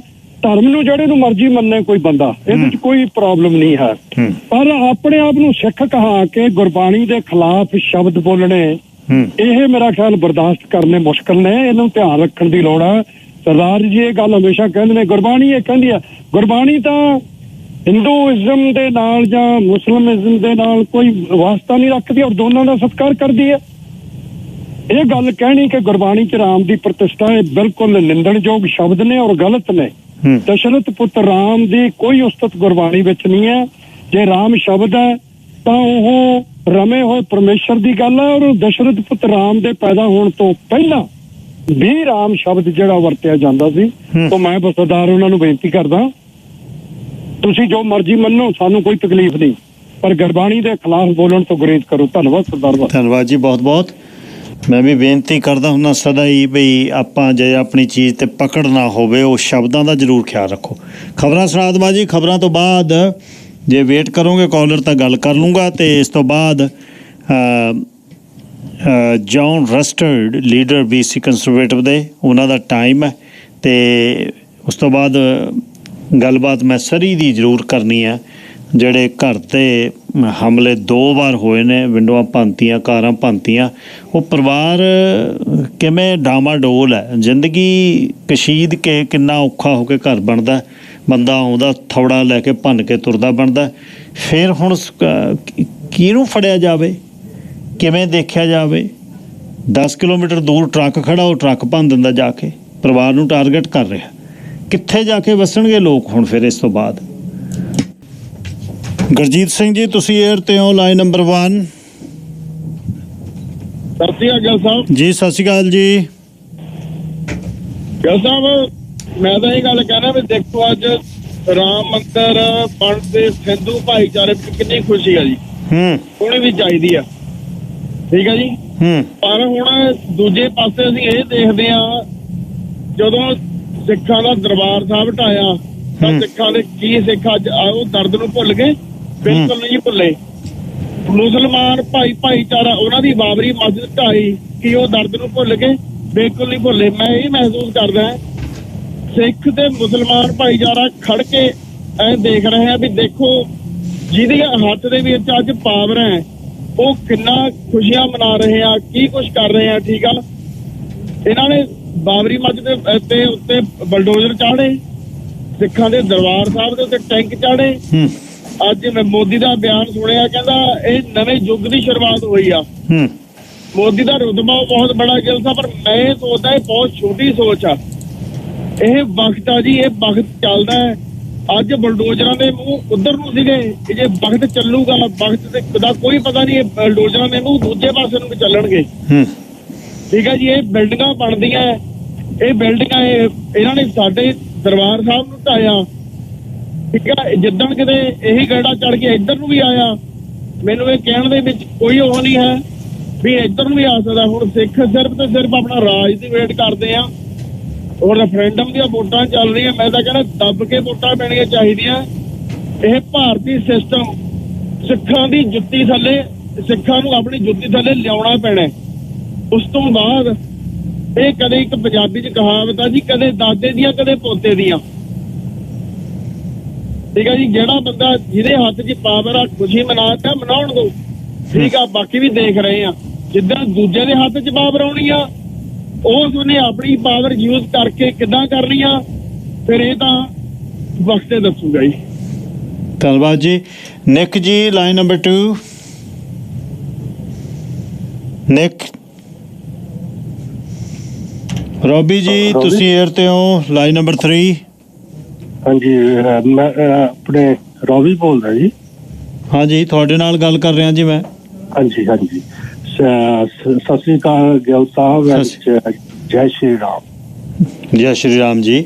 ਹਾਂਜੀ, ਦੇਖੋ ਜੀ ਕਿ ਵੀ ਮੈਂ ਤਾਂ ਇਹ ਸੋਚ ਰਿਹਾ ਹੈਗਾ ਕਿ ਵੀ ਹਾਲੇ ਵੀ ਲੋਕਾਂ ਦੀ ਕਿੰਨੇ ਸੋਚ ਦਾ ਪਤਾ, ਲੋਕਾਂ ਦੀ ਸੋਚ ਦਾ ਪਤਾ ਲੱਗਦਾ, ਛੋਟੀ ਸੋਚ ਦਾ, ਕਿ ਵੀ ਹਾਲੇ ਵੀ ਕਿੰਨੀ ਜੈਲਸੀ ਭਰੀ ਪਈ ਆ, ਦਿਖਾ ਰਹੇ ਹੈਗੇ ਆ।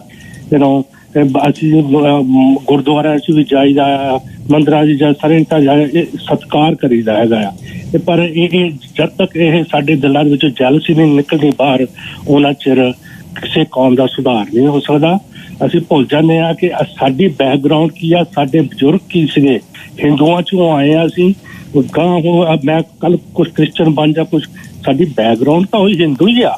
ਅਸੀਂ ਆਪਣੀ ਕੌਮ ਨੂੰ, ਆਪਣੇ ਆਪ ਨੂੰ ਬੁਰਾ ਭਲਾ ਕਹੀ ਜਾਂਦੇ ਹੈਗੇ ਆ। ਇਹ ਨਾ ਇਹ ਸਿੱਖ ਰਾਜ ਬਣਨਾ ਇੱਥੇ, ਨਾ ਬਣੋ, ਭੁੱਲ ਜਾਣ। ਇਸ ਕਰਕੇ ਆ ਕਿ ਸ਼ਾਂਤੀ ਰੱਖੋ, ਤੜਫੋ ਨਾ।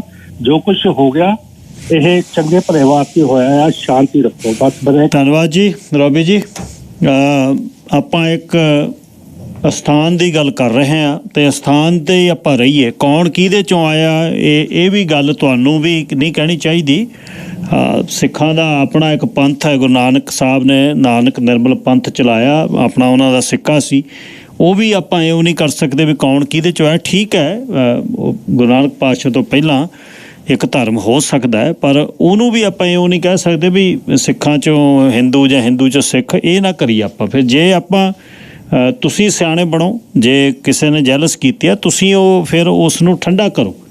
ਪਰ ਤੁਸੀਂ ਹੁਣ ਉਹਦੇ 'ਤੇ ਅੱਗ ਤੇ ਤੇਲ ਹੋਰ ਗਾਹਾਂ ਸਿੱਟ ਕੇ ਚੱਲੇ ਹੋ। ਤੁਸੀਂ ਵੀ ਤਾਂ ਸਿਆਣੇ ਬਣੋ, ਜੇ ਉਹਨਾਂ ਕੋਲ ਜੈਲਸ ਹੈ ਤੁਸੀਂ ਤਾਂ ਰਾਮ ਦੇ ਭਗਤ ਬਣ ਕੇ ਸ਼ਾਂਤੀ ਦੀ ਗੱਲ ਕਰੋ, ਮਰਿਆਦਾ ਦੀ ਗੱਲ ਕਰੋ, ਤੁਸੀਂ ਅਲੱਗ ਰਹੋ। ਧਰਮ ਦੀ ਨਹੀਂ ਗੱਲ ਇੱਥੇ ਹੋ ਰਹੀ, ਇੱਕ ਸਥਾਨ ਦੀ ਗੱਲ ਹੋ ਰਹੀ ਹੈ। ਵਧਾਈਆਂ ਵਾਲੇ ਨੇ ਵਧਾਈਆਂ ਦੇਤੀਆਂ, ਵਿਰੋਧ ਵਾਲਿਆਂ ਨੇ ਵਿਰੋਧ ਕਰਤਾ, ਠੀਕ ਹੈ, ਦੋਨੇ ਚੀਜ਼ਾਂ ਬਰਾਬਰ ਹੋ ਗਈਆਂ।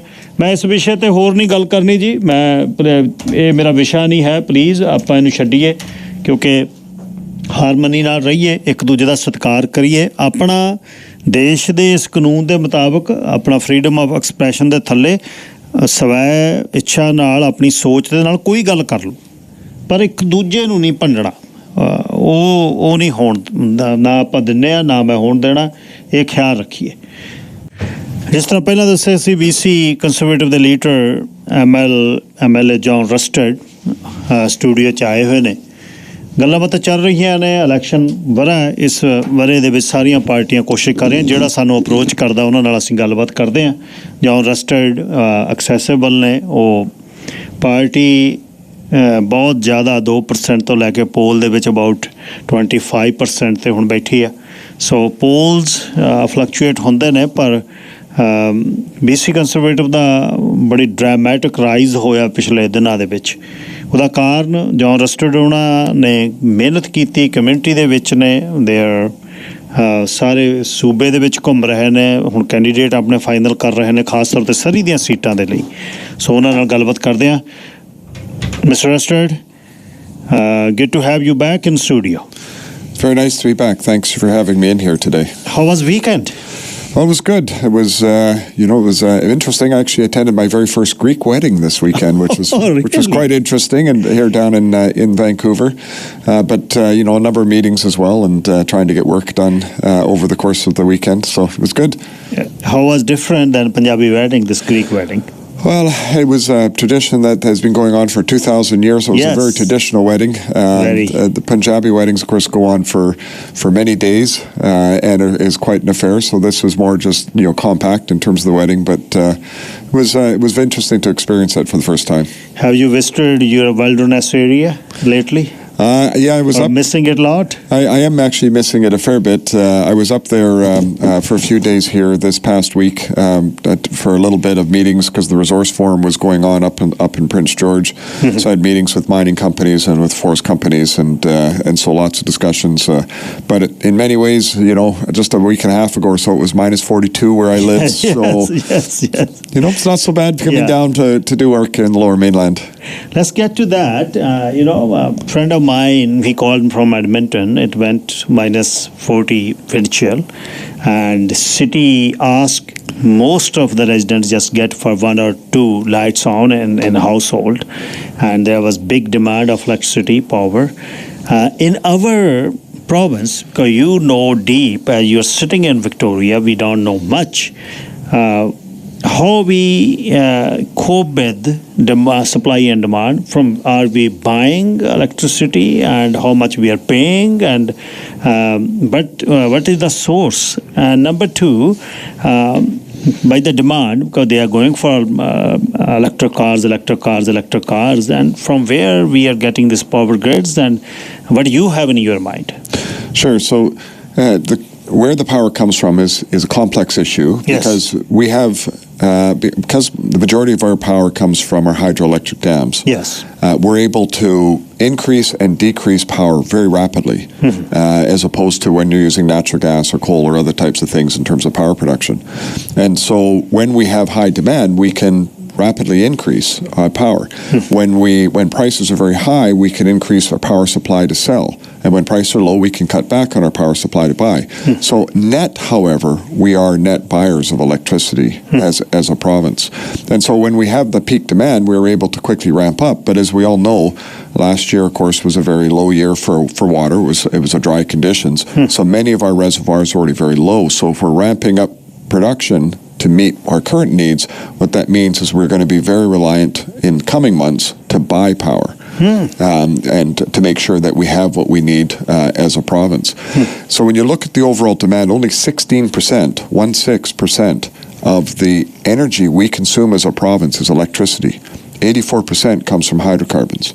And so that means and that's not just for electricity. That's all of our energy we use, all of our boats and trains and planes and heating our homes and industry and all that type of stuff. So as we look at using more and more electricity for electric cars or for heat pumps, these types of things, we are going to need to significantly increase the electricity we're producing. And so what source is that going to come from? And one of the things that we're talking about is we should actually start having a serious conversation about whether we should look at nuclear power in British Columbia. I don't think we're going to be building any more dams in this province, so where are we going to get that power from? And we need to have an open and honest conversation with people in the province about what those sources could be, what the cost could be, and what that looks like for ratepayers going forward. And next to it is infrastructure. It comes in the infrastructure. Locally, I start at 10 o'clock. This 91 is most of the time backed up. And we are going to north from Surrey, the bridges and tunnels. Tunnel Liberal government, they wanted to build a bridge, then NDP come, they said no tunnel, still nothing is there. Liberals started in 16 to put some load bearing and sand and everything. They were ready to put the piles and everything, but they just removed but they followed Site C Dam. They didn't stop it because it was going very rapidly. Even it is big issue for environmental in that area, the native land and everything. And Petolo, pretty much in same, we are getting the same lanes. And with respect to infrastructure, what do you have in your mind? What do you have an idea? If you get in the power or official opposition, the time will tell. But you have some idea for infrastructure. Yes. So there's lots of things around that. Lots in talked about. I mean, first of all, when you look at Site C, it was supposed to be an $8.3 billion project, and that had $1.5 billion of contingencies built into that project. Suddenly now we're 17 billion, probably pushing 20 billion on a project. It's been horribly managed. Whether it's BC Hydro, whether it's the NDP government, it has been horribly managed.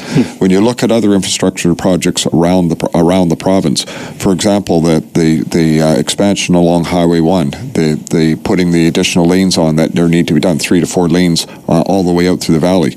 It's been promised. These guys are just incompetent in not being able to get these things done. Why would we replace the Patella Bridge, which is, a bridge that was built when Surrey was 60,000 people? Yes. Surrey is now 600,000 people, and we're still putting it just a 2-lane bridge in. It makes no sense to be doing this, and it makes me wonder what the agenda is by this government. Same thing with the tunnel and the Massey Tunnel. They're talking about replacing a 4-lane tunnel with a 4-lane tunnel. So there's no opportunity for growth, and we're still going to have the same bottlenecks that we have today. Putting a new tunnel in doesn't solve anything. It's clear that this NDP government doesn't want us to own vehicles, right? It's part of what they're doing in terms of everybody has to have electric vehicles. So they're hoping that there's going to be less traffic when evidence clearly shows that we actually need to be able to expand those. So my perspective on building out, for example, the Massey Tunnel, I don't really care if it's a tunnel or a bridge. Whichever the people want, I'm good. It just has to be done. We have to actually get on with construction, and it has to be a minimum of 6 lanes, but probably a minimum of 8 lanes is what should be put in so that we can meet the demands today, but also make sure that we're not creating bottlenecks for the future. So that's the type of approach that we need to be doing on infrastructure. At Highway 1, our truckers, there's electronic logging in place. They wanted to stop at stop. There's no washroom, no truck stop, no rest area. Where they will stop? Well, exactly. There's a whole host of things that are going wrong with Highway 1, with the expansion that's need to be done. Yeah. But, we talk about infrastructure as well. Let's look at transit. I mean, so these guys, the NDP have been in power for 7 years, or this is their 7th year, and there hasn't been 1 meter of transit built in Surrey. And they keep promising these things, but they're not actually getting it done. And that's something that needs to change. I mean, I think the key for us as a Conservative government is when we make a promise that we're going to do something, we're going to do it. And if we can't do it, we'll be straight up and honest with people and give a timeline. We won't just make these promises and have people think that something's happening when nothing is actually going to work. The cars will be there. If you look on the road every day, most of them are single drivers. But sustainable criteria is to build a rapid transit system parallel to any road or elevator road, and there should be more buses. That's what to the Fraser Valley or there years and years now up to Langley, another 6 years. In the 6 years, where we are heading? Exactly. We are not 600,000 in Surrey. We are about million people in Surrey, about 300,000 to 400,000 on visit visa, students on PNP program and all. I don't know how we will survive if there's any emergency on the road. It just happened last winter. People were on the road for 30 hours. They couldn't get home, and no emergency services been to them or right on the road. About the transit system. Transit, so this is one of the things, and Bruce Banman, our MLA, Conservative MLA out in Abbotsford, talks about this on a regular basis. We've got to figure out how to put a high-speed transit all the way out through the valley, and this we need to be expanding what we are doing, and the process, unfortunately, that has been put in place by this government makes all these things so expensive that you're basically building one project a decade, and particularly for communities like Surrey, but really right through the whole valley, as they're growing so rapidly, we can't be waiting another decade or two to see these things happen. There has to be a prioritizing in terms of how we can actually get these things in place. About healthcare, how it is in Ontario, in your area, in Prince George, Cornell area, and how it is there, then we can come to the Lower Mainland after. Well, I mean, throughout much of the province, we're having diversions, we're having emergency rooms that are only open temporarily, and having these temporary closures. We are shortage of doctors, we're shortage of nurses, shortage of other healthcare specialists. I mean, and the same story is now happening here in the Lower Mainland. And take Surrey, for example. I just think it's completely unacceptable that the largest city, and arguably is the largest city, if not will be shortly, in the province, doesn't have cardiovascular services, and you've got to cross a bridge and go into the north area to be able to receive those services. Yes. That makes no sense whatsoever. But the biggest thing that we need to do is we actually need a plan for staffing. I mean, it's one thing to be able to build a hospital and say, oh, we're going to have X, Y, Z services.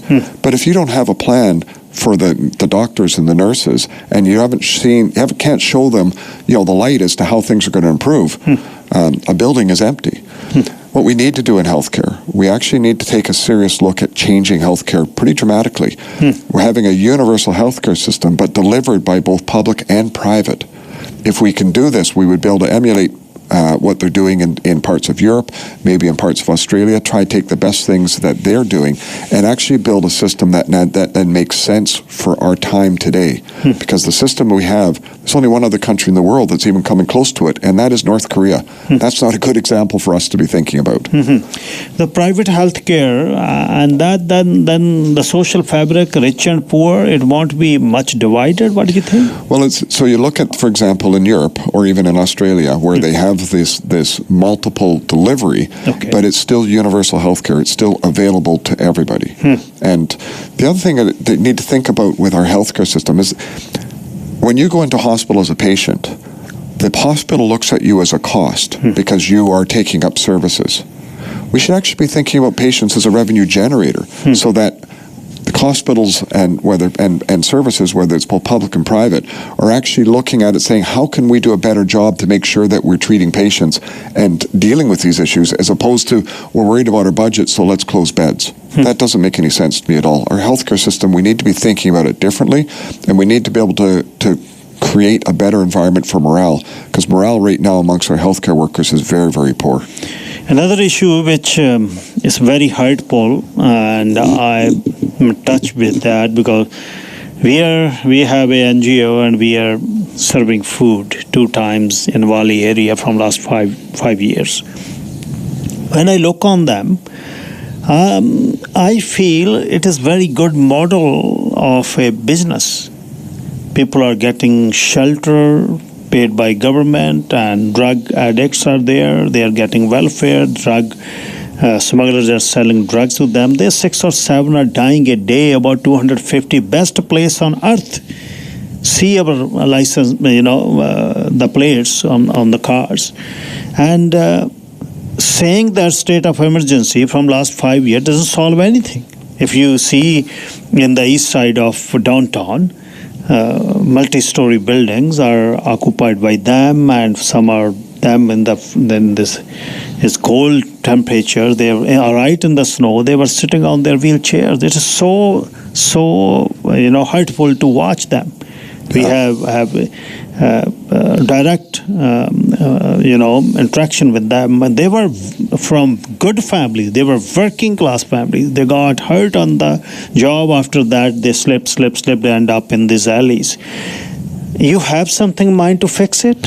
Yeah, it's so this is a big issue, and it is a very, very critical issue for certainly the whole province. It's not just here in the Lower Mainland. It's everywhere? It's everywhere. Okay. It's everywhere. You go into Kelowna and you can see, tent city being built in Kelowna and people with this. You go up, even into Prince George and areas like that, and you still have, people out living on the street, and even in these really cold temperatures.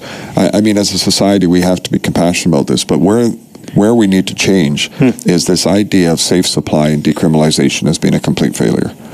We have these so-called safe supply drugs that are making their way into high schools and creating the next generation of addicts.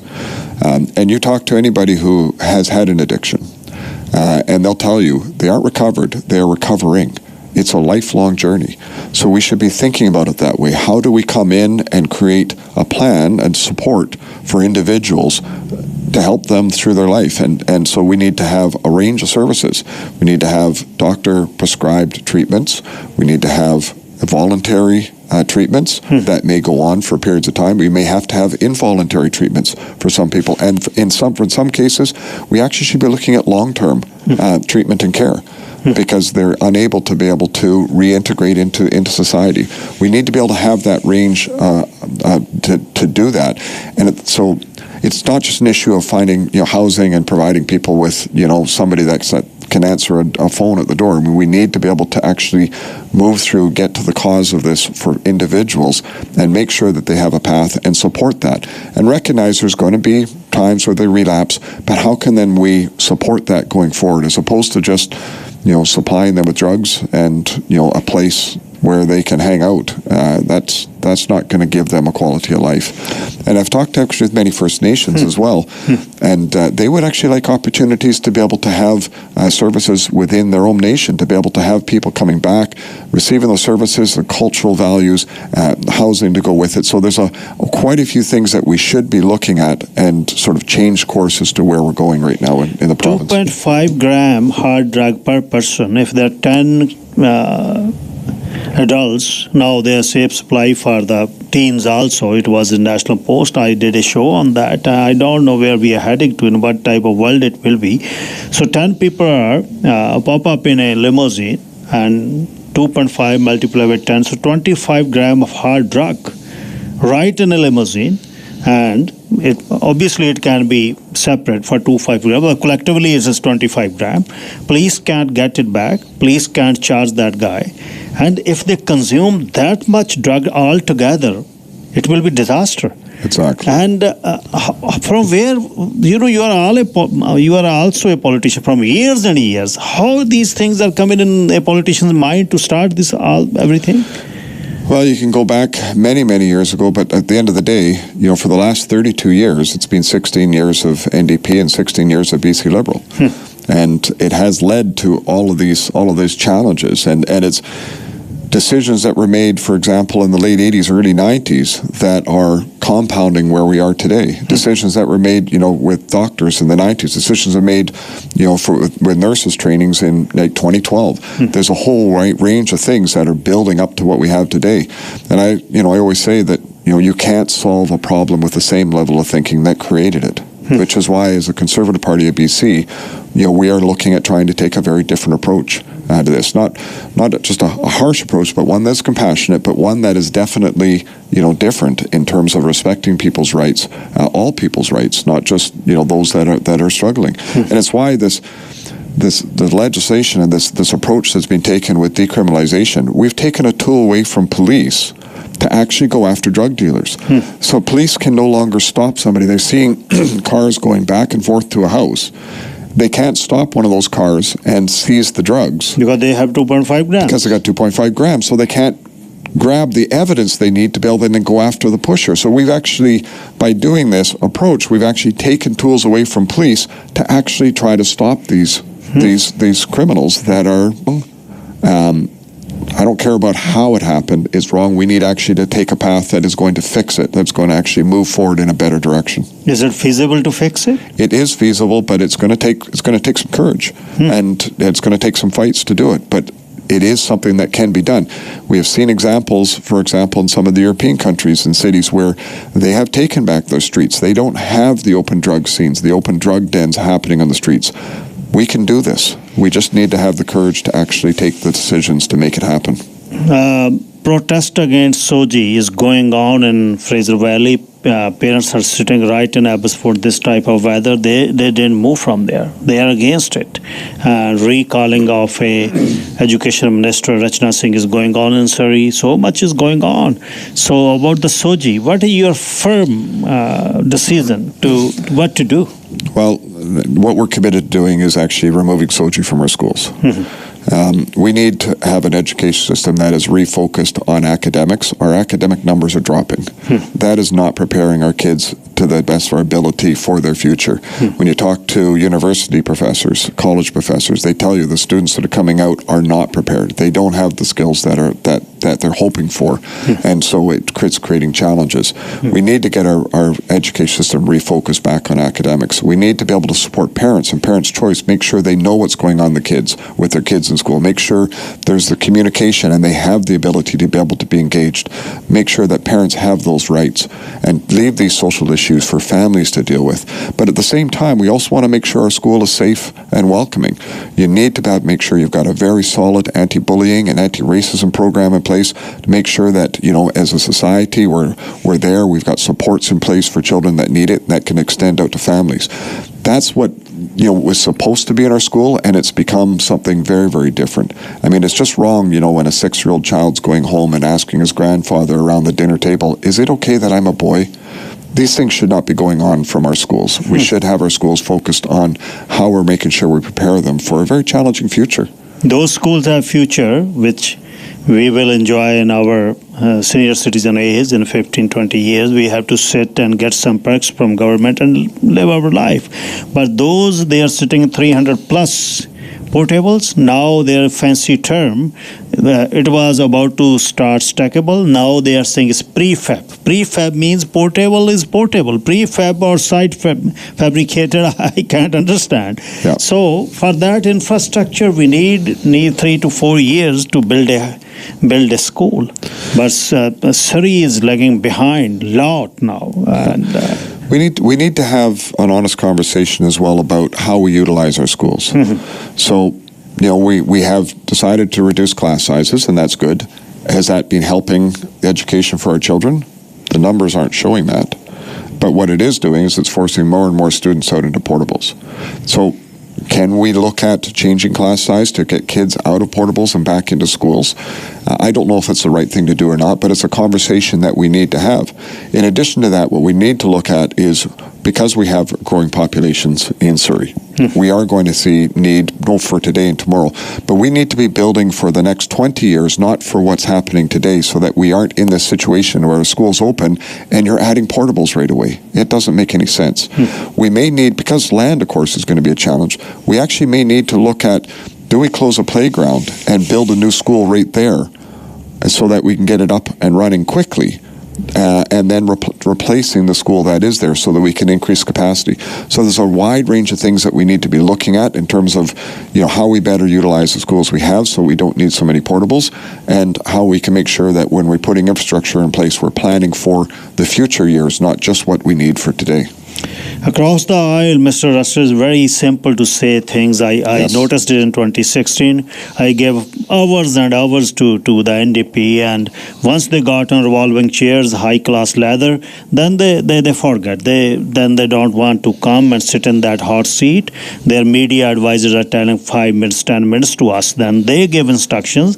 Those jobs are created by us, the media. We gave time to the opposition. They get from the government. Then they disappear. I know. I give the benefit of doubt. They got busy in their new role, but still they should come back to the community and answer those questions. And you are doing same now. The opposition is very simple to bombardment, whatever you wanted to say. But how we can, or listeners can trust and transparency you have if you get from the government or you sit in the official opposition role. And I know you get firm from your new candidates that they should be accountable to their constituents. Yes. And your final message to the listeners. So, first of all, I will be accessible. I will not be hiding from any issues. If there are problems, I'm more than happy to come out and talk about them. I'm not going to be hiding. But just to show how open and transparent, we are actually going to take freedom of information and completely change it. Let's make all the information that is the public's information, let's make it available. And the job of the Freedom of Information Officer should be saying what can't be made available. You shouldn't have to be putting in requests. And that way you have, and the public will have all of the information about what's going on in government, and you can judge me based on the actual facts that's happening, as opposed to politicians coming in and just giving spin. Enough of the way politics has been done in the past. We need to change it. We need to be able to show that we are open, give the information to the people, and then judge us based on what we're actually doing, as opposed to just what we're saying we're doing. And that's how I think we can change this relationship, and also, encourage future generations of politicians to be able to come out and just be straight up. That's what I think we are going to be trying to do as conservatives, and I think that's what people want. Mr. Rustard, you're always accessible. You come to show and give answer to whatever I ask you, and looking forward again, and soon you get time. Please come and we will talk more. Best wishes. I look forward to it very much. Thanks for having me on here again today. Thank you so much. Mr. John Rustard, BC Conservative Party ਦੇ leader ਤੇ MLA ਨੇ, ਉਹ ਗੱਲਬਾਤ ਕਰ ਰਹੇ ਸੀ। ਹੁਣ ਮੇਰੇ ਨਾਲ ਸਾਹਿਬ ਵਰਿੰਦਰ ਸਿੰਘ ਤੂਰ ਨੇ ਪਰਿਵਾਰ ਦੇ ਨਾਲ ਪਿਛਲੇ ਸਤੰਬਰ ਤੋਂ ਸਰੀ ਦੇ ਵਿੱਚ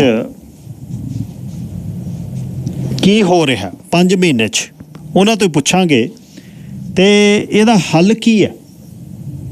ਪਰਿਵਾਰ ਭੈ ਭੀਤ ਹੈ, ਜਵਾਕ ਡਰੇ ਹੋਏ ਨੇ, ਤੇ ਕਿਹੋ ਜਿਹੀ ਸੁਸਾਇਟੀ 'ਚ ਅਸੀਂ ਰਹਿ ਰਹੇ ਹਾਂ, ਤੇ ਆਉਣ ਵਾਲਾ ਸਮਾਂ ਕਿਹੋ ਜਿਹਾ ਹੋਏਗਾ, ਜ਼ਿੰਮੇਵਾਰ ਕੌਣ ਹੈ, ਜਾਨ ਮਾਲ ਦੀ ਰੱਖਿਆ ਕਿਹਨੇ ਕਰਨੀ ਹੈ।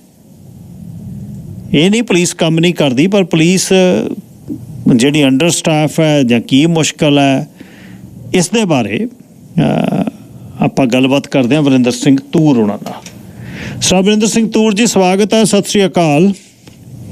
ਹਾਂਜੀ ਗੱਲ ਸਾਹਿਬ, ਬਹੁਤ ਬਹੁਤ ਧੰਨਵਾਦ ਜੀ ਸਮਾਂ ਦੇਣ ਲਈ, ਤੇ ਸਤਿ ਸ੍ਰੀ ਅਕਾਲ ਜੀ। ਅੱਛਾ ਜੀ, ਦੱਸਿਓ ਇਹ ਘਟਨਾਵਾਂ ਕਿਹੜੀਆਂ ਹੋ ਰਹੀਆਂ ਨੇ ਤੇ ਕਿੱਥੇ ਹੋ ਰਹੀਆਂ ਨੇ, ਘਰ ਤੁਹਾਡਾ ਕਿਹੜੇ ਇਲਾਕੇ 'ਚ ਆ ਤੇ ਕਿਉਂ ਹੋ ਰਹੀਆਂ ਨੇ? ਹਾਂਜੀ, ਅੱਛਾ ਗੱਲ ਸਾਹਿਬ, ਮੈਂ ਡਿਟੇਲ ਦੇ ਵਿੱਚ ਕੋਸ਼ਿਸ਼ ਕਰੂੰਗਾ ਜੀ ਬਰੀਫਲੀ ਹੁਣ ਦੱਸਿਆ ਜਾਵੇ। ਤੇ ਸਰੀ ਪੁਲਿਸ ਦੀ ਕਾਰਜਕਾਰੀ ਤੇ ਤੁਸੀਂ ਮਤਲਬ ਓਵਰਆਲ RCMP ਦੀ ਤੇ ਦੇਖ ਸਕਦੇ ਹੋ ਵੀ ਕਿੱਥੇ ਖੜੇ ਆ, ਕੀ ਹੋ ਰਿਹਾ ਮਤਲਬ ਸਮਾਜ ਦੇ ਵਿੱਚ। ਤੇ ਇਹ ਘਟਨਾ ਹੁੰਦੀ ਆ ਜੀ ਸਤੰਬਰ 14 ਦੀ ਗੱਲ ਆ 2023 ਦੀ।